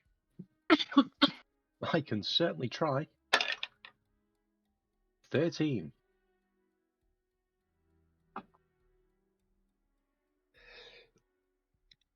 I got 14. 13. Yeah, 13 for me, yeah. 3. Hallister Blackcloak was a very, very, very powerful mage who has always been attributed to Waterdeep in its many guises through the centuries and the eons that it stood, through its original build and demise, and built back up and demise and built again into what you know today. And he built a large complex of power within the city, and eventually became so reclusive that he buried the complex and disappeared. And all that was remaining was a tower. One huge single tower. And over the course of the centuries, that tower became nothing more than a bit of a wall in the middle of a tavern in the middle of Waterdeep, known as the Yawning Portal.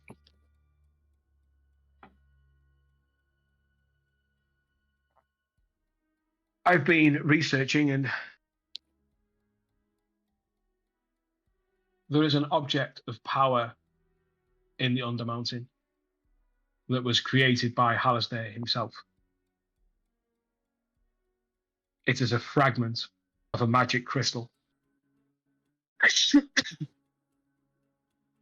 It is known as the Ruined Stone fragment. It's pebble-sized. It was chipped off the larger crystal, and it's been secreted away in the Undermountain.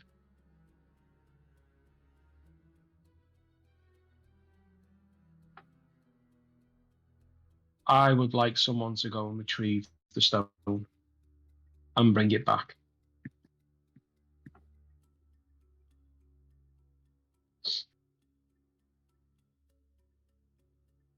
In return, I will convince the masked lords that your banishment should be temporary, whilst we work and investigate the goings on of the Castellances.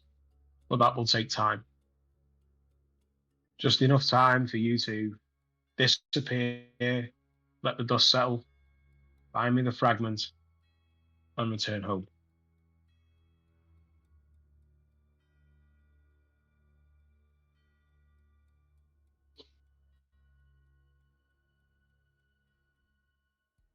We'll look around the group and just.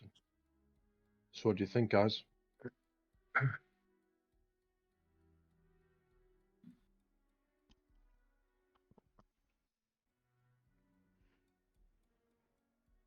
We've got time to do this and get Tavis. We'll do this after we've got Tavis. We can get Tavis and then yeah. We At can't. least then we know we could come back to the pub and stuff.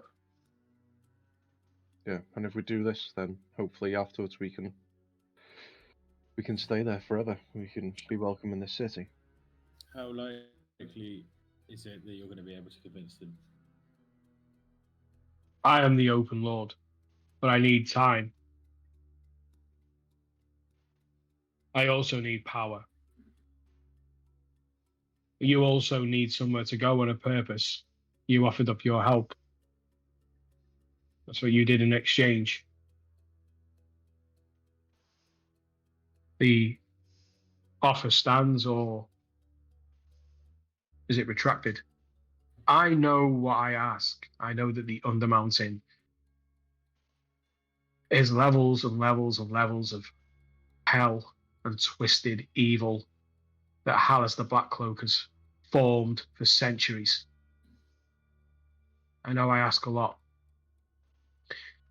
But as you can see, and she just looks at Jalis there, I don't have that many people to ask.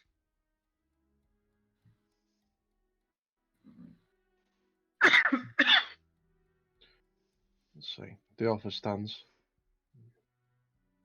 If you're all happy to go down, but I would ask one more thing. That whilst we're away, and even when we get back, our tavern is being run by citizens of Waterdeep who have had no involvement in other than feeding us and looking after our tavern whilst we've been off doing what we've been doing.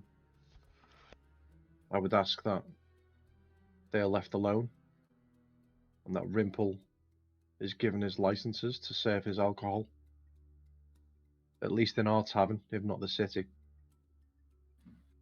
You are the open Lord of Waterdeep, and you should have your citizens' interests at heart. I think that's not too much more to ask in return for this favour.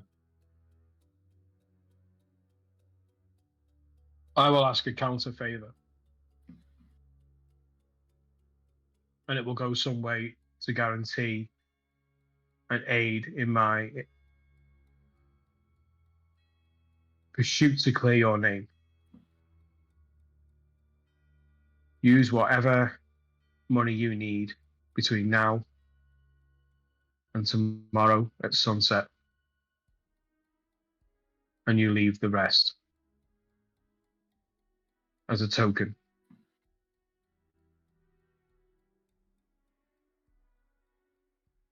You save the city, you return the money. We have some way of levering the right decision. In the meantime, your tavern will fall under the protection of me and my own, including the Lord's Alliance.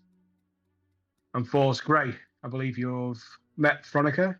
Maybe I could have her call in every now and again to make sure that everything is as it should be.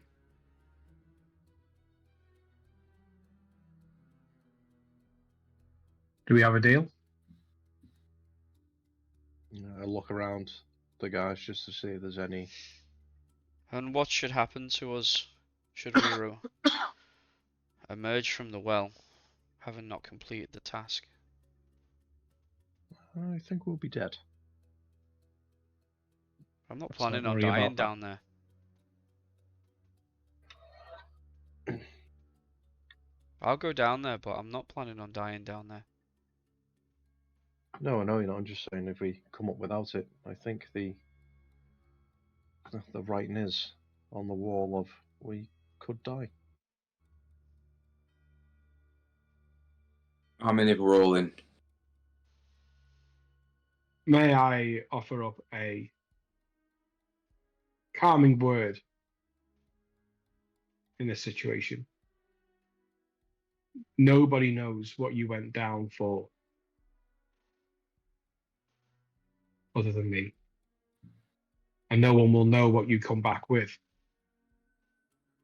other than me. People will know you've gone. The Yawning Portal is a public place, and word will travel fast that is where you've headed. You won't be followed. Now, with that, I give you an element of trust because I would not like you to double cross me in this. I would like a concerted effort to find what I need. In return, I will have a concerted effort to clear your name. That's how a deal works.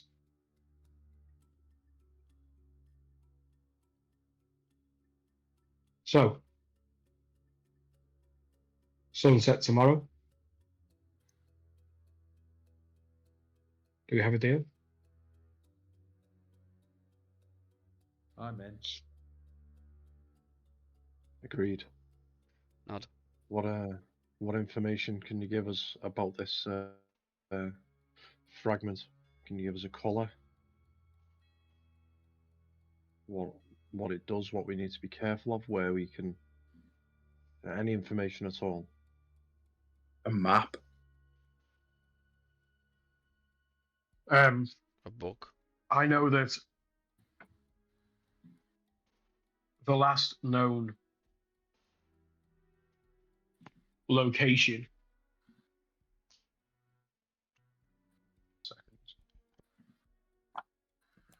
Jimbo, get your pen ready.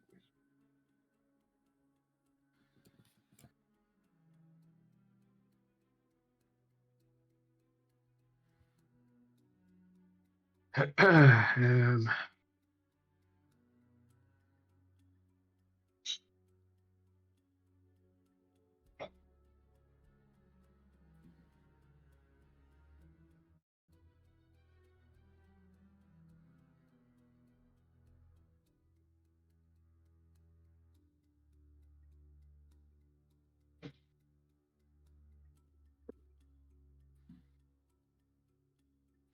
the last known location in the scripture was at least 20 levels down.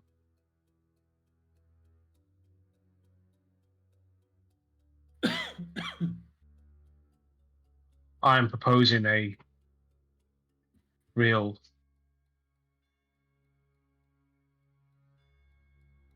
quest for you. I know. And you will be rewarded handsomely. And everything else that we find down there that isn't this fragment is ours. All yours. And if you come up, then maybe one day I will anoint you with one of those robes above. And maybe you can start doing some good from this room.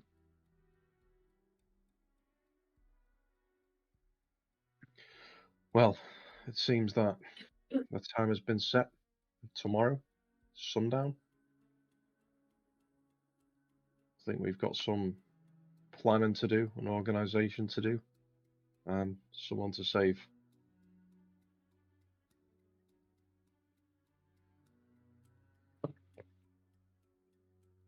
I suppose we'll Thank see you. when we get back, or never again.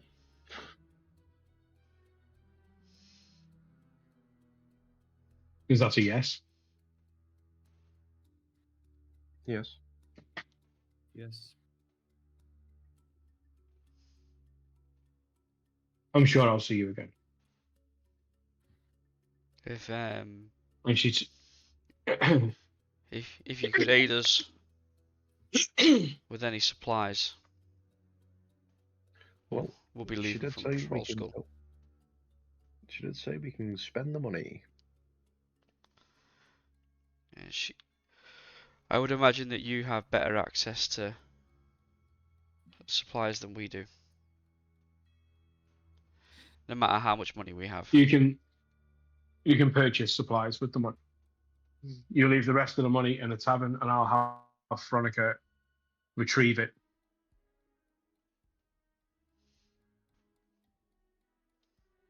That money is a bargaining chip.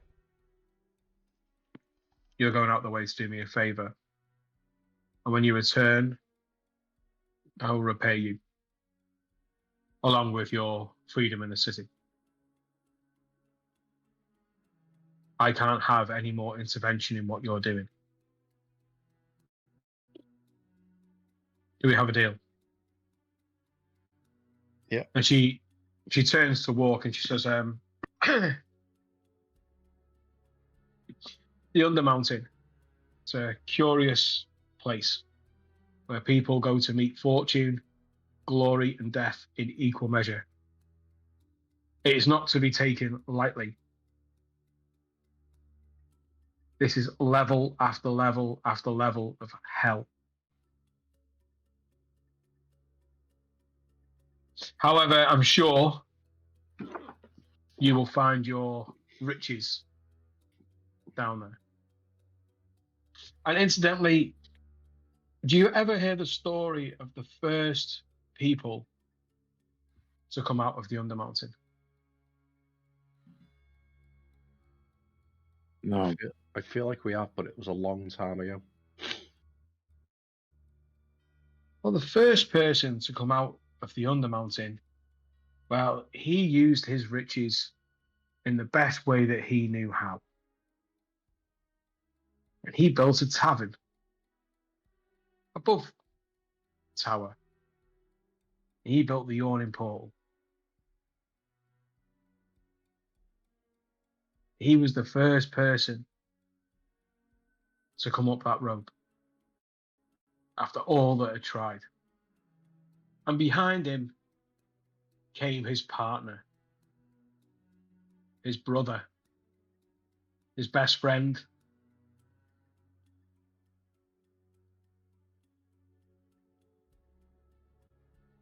They don't speak anymore, those two.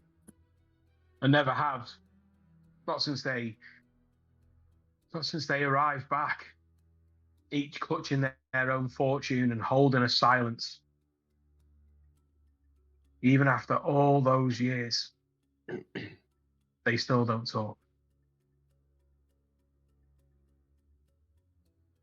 She looks at you, Isla. She says, "It's funny how we got the nickname, isn't it? Mert the Moneylender."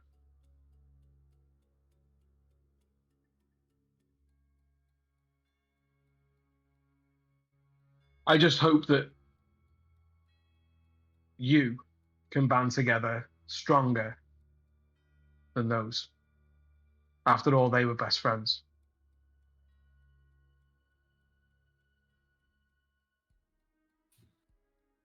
Don't lose yourselves in Hallister's maze of torture.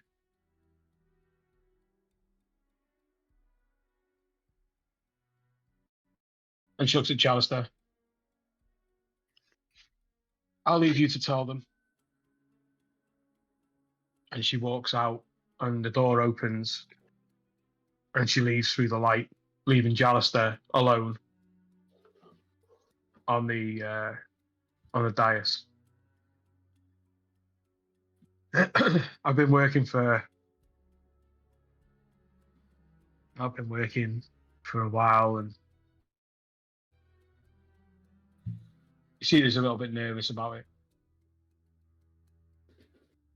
I just wanted to let you know that yesterday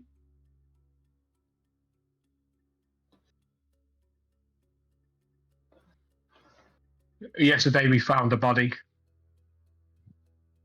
in the harbour.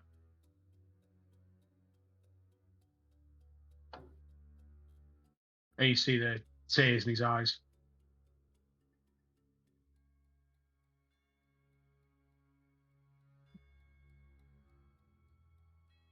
Was it Quite silver? frankly, I wish I was there to do what you did.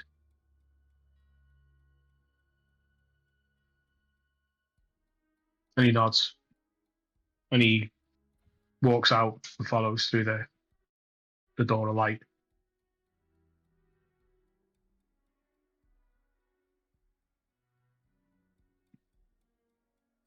And as that door closes over and seals shut, the one behind you, the one you came through, opens up again.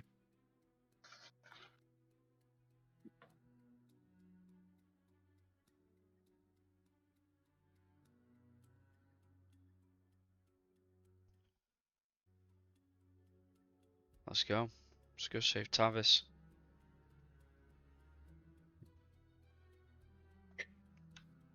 You make your way through the hallway into the chamber with all of your equipment in, and the guards there are quite passive and allowing you to gather your gear together. As you finish buckling on the last piece of armor and the last weapon to your belts, your ring going onto your finger, the door opens, leading out into the first room. In there, that door opens, and you see outside the elf, silvery hair, and you see the carriage.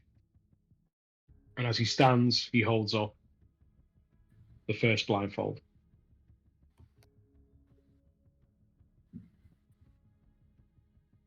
I go over and with my right hand I take the blindfold, but with my left hand I just hold it out. And he reaches into his pocket and he pulls out the sink handkerchief and he places it in your hand. And I give him a nod, thank him, and I'll take the blindfold, hop in the carriage, and blindfold myself. And the next one comes along, he hands the blindfolds, and each of you blindfold up. And before long, the door is closed and the carriage heads off. When it comes to a stop, it's about 10 o'clock. The door opens, you take your blindfolds off, and you're back at Troll Skull. And you can see from the outside that it's well lit within. And you can hear noises of people talking quite loudly from the outside.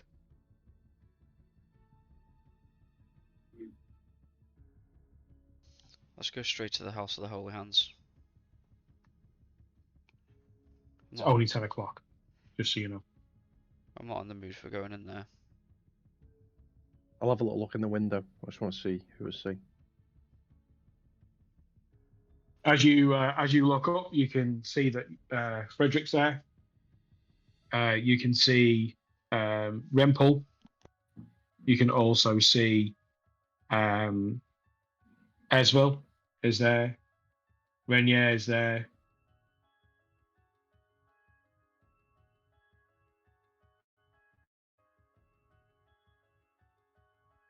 I'm just saying to Thorin, I know you don't want to go in, but maybe we can ask them where the best places are in the city to stock up before we go down. We're going to have one day to get all our shit together. We're going to need potions, armor, weapons, anything that can help at all. Maybe they know the best places to go to get this stuff. No, it's fine. It's not. I thought it might be a bunch of strangers in there. I don't mind going in with them there. So pile back in.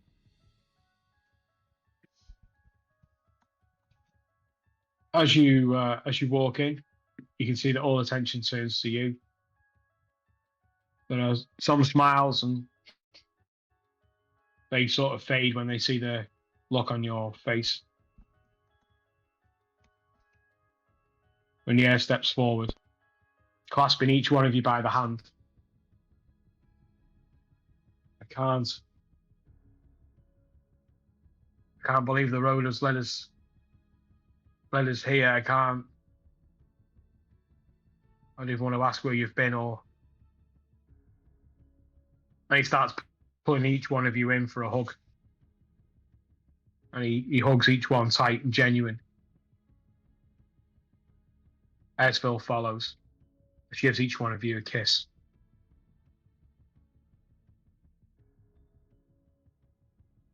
You have somber looks. Well, Tavis is dead at the moment. Hopefully we can save him. And a very long story that we're not going to go into. It looks like we'll be venturing into the Undermountain tomorrow. With that, you see that she casts a glance at Renier. Like the blood sort of drains and she looks back.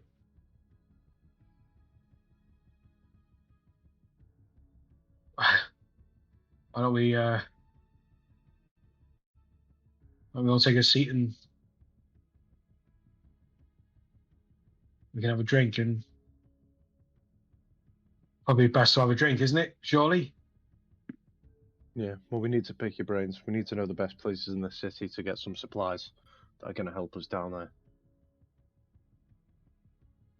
Yeah, we can. And you sort of see that she sits down, almost like she's seen a ghost.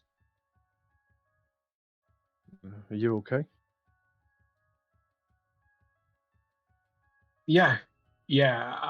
And as she's about to say something, you see that the door opens and in walks 3 strings you recognise from the Yawning Port. I've heard that we're having our last drink. What's the occasion? And he pulls out this out of tune lute and he starts to just sort of pick a few chords as he sort of walks across the room, and he gets towards you and pulls up a seat alongside and he's strumming. I've been told the news. Thought I'd come and cheer you up. No, you always do. Yeah, well, the news is right, as I'm sure you've all heard. But it also looks like we've managed to. And I look at looks at Frederick, and he looks at Rimple, and so it looks like we've managed to secure the security for the tavern. And Rimple, I think we may have secured your rights to, at the very least, sell your cider in this tavern, if not the whole city. That's amazing. That's Frederick. Let's pour the drinks. I can't thank you enough. And you sort of see that he almost feels guilty for smiling because he's looking at your faces that are certainly not smiling. Come on, we'll get the drinks in. Turns around. Esville leans forward and and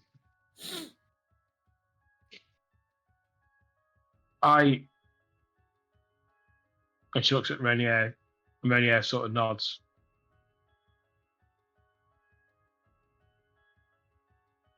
I wonder whether you could do me if you could do something for me down there.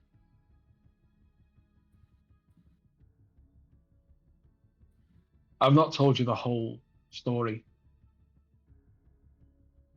My family, they got accused of slavery and they got ousted from the city. They got cast out, and well, when I came back, I wasn't alone. Came back with my brother. His name is Crescendo. He had this notion that that if we were going to get labelled as slavers, then we might as well be slavers. And he was talking and rambling about all sorts of strange and weird things. And and he went into the Undermountain and he never came back. I've paid more than once for adventurers to go down there and to find Rosando, but I haven't had any luck. This is not something that I tell people. He was heading to Skullport. He wanted to strike up a deal with the Xanathar Guild to work up some sort of slave trade between here and there, and wanted to make money. And I told him not to go, but he got violent. He left. He stole my brother. Well, if he traded in my connets, I think we've nipped that one in the bud already. I don't know. Look, What can you if tell you're us? Go on. if you're going that way, then if you could keep an eye out, if you could, I just want to know what fate, if any, befell him.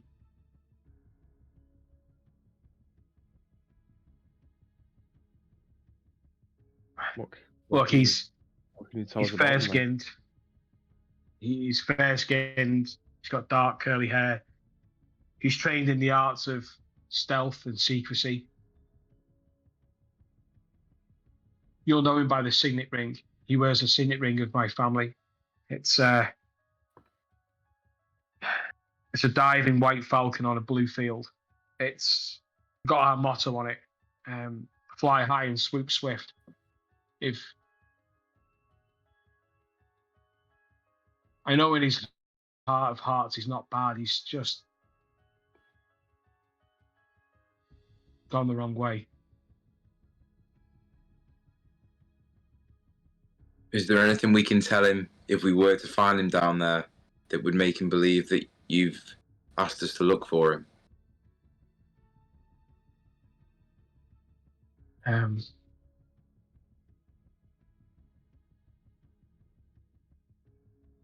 Probably nothing that he would believe. Just tell him our home is ready.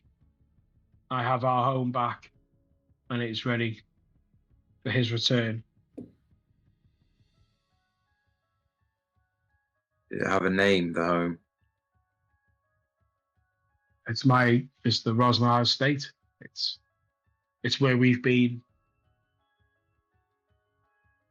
trying to restore it and hopefully bring a family to it one day. And she looks over at Renier and they both clasp hands together, hold each other's hands.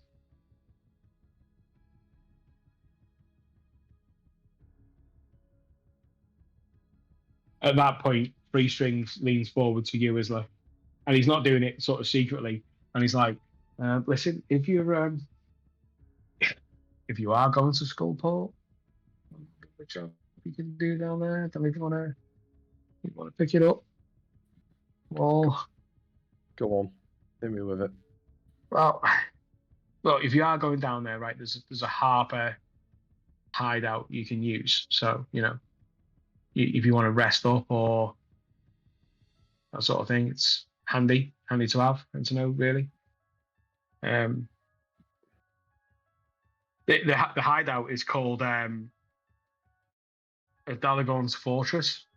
There's a Dragonborn mage down there called Felrex. He's a Harper. He helps the Harper spies in and out of the city.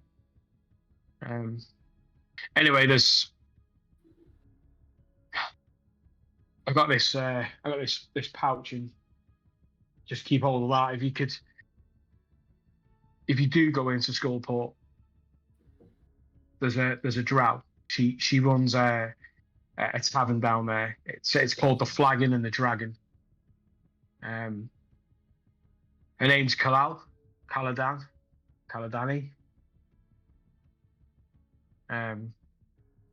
Anyway, she took in one of our agents, and he was in a bad way. She looked after him, so like to just pay that back a little bit.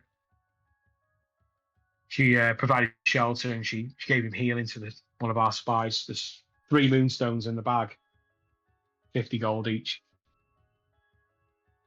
But if you can repay her, she'll tell you where the hideout is, and well, it might just give you a bit of a solstice, a bit of a respite,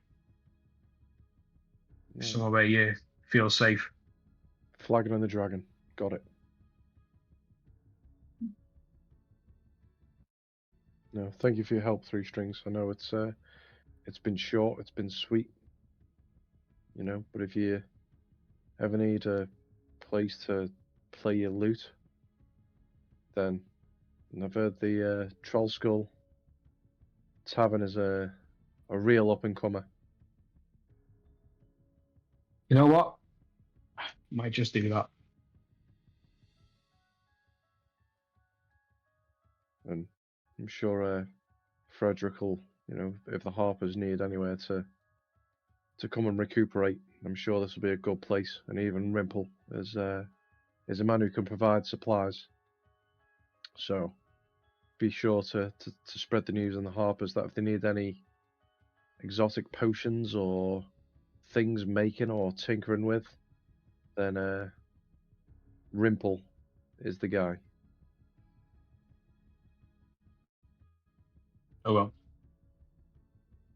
And he raises a cup and he necks it back and the beer starts flowing. The chat turns a little bit more light-hearted. The hour slips by, hour and a half. It's 11:30 and Make our way. you feel that It's the witching hour.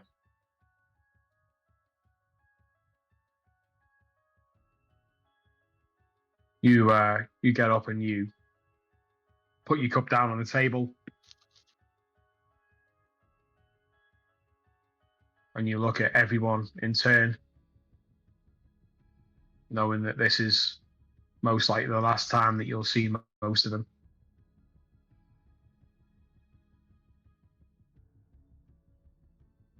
They each approach you and shake a hand, a hug and embrace.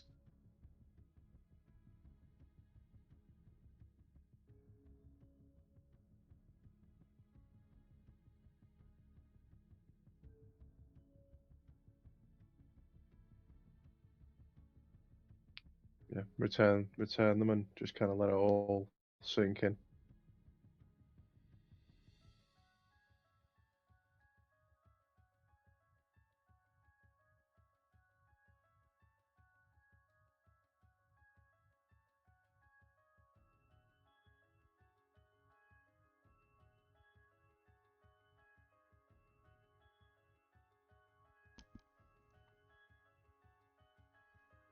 What are you doing?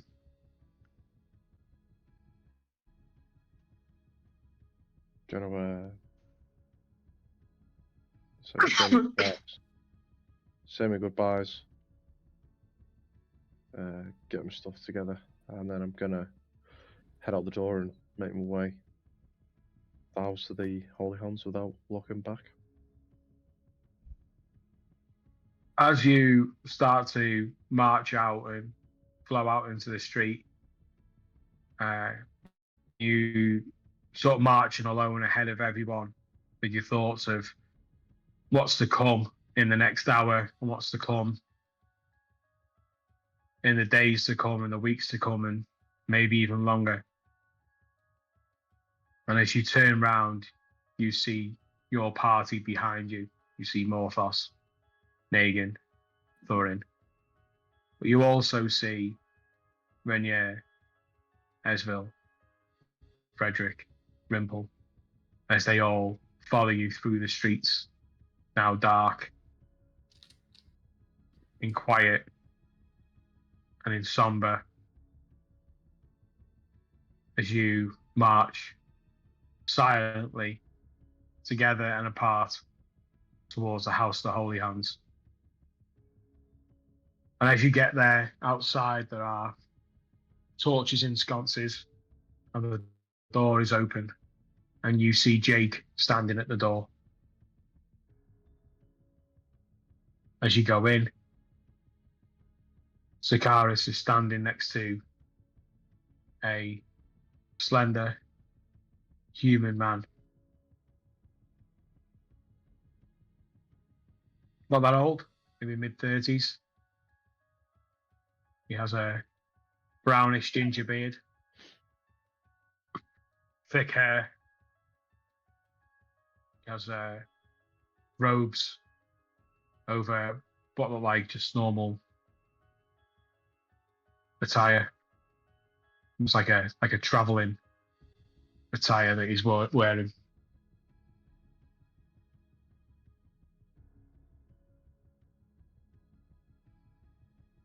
I take it this is your friend.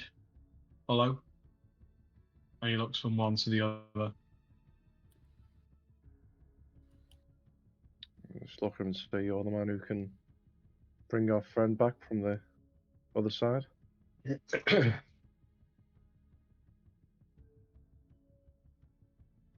I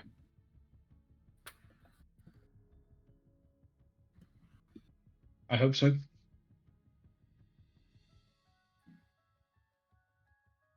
I hope so. I've performed this ritual once. maybe twice.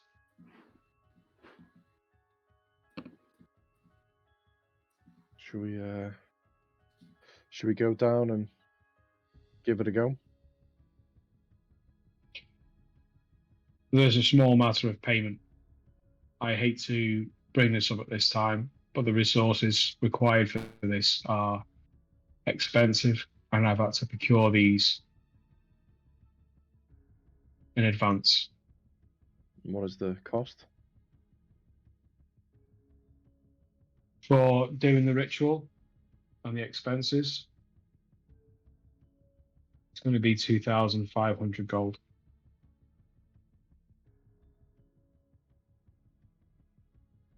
Okay. And just say, can we have a little bit of room on the floor?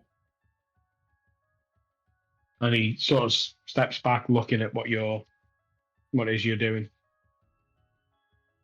And I throw the portable hole onto the ground and say, take your money. It's all well, it is there. Take what we owe. And you see him count it out, and he's legitimate in terms of what he counts. There's no swindling. You sort of see it all stacked, and then once it's stacked, he counts it again, and then he puts it into a large sack that it ties up. And as he takes a step back, taking hold of the bag and wrapping the leather cord around it to tighten it, you kneel down to pull up the portable hole, and you just see Jake leaning in towards him and saying, "Should have charged him." And lean back.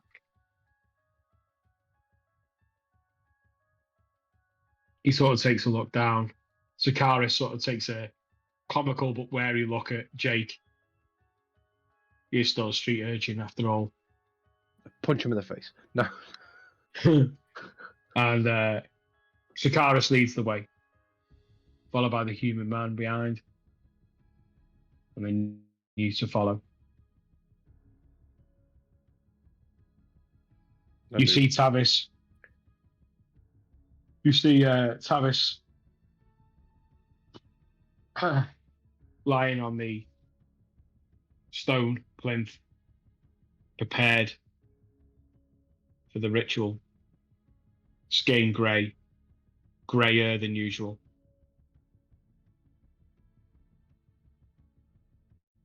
And you see that from a bag, you see that he removes the bag and replaces the bag with another, and you see him open it, and within the bag is glittering, shining diamonds. And he places the bag down, and he starts to arrange, and he starts to prepare the ritual. And he says to Sikaris, "We are ready." And he starts to focus his arcane magic on the diamonds, the light reflecting, and almost casting a disco ball effect across the room as he prepares the spell. We have the components. We have the body. But have we got a willing soul to return? And that's where we'll end it tonight.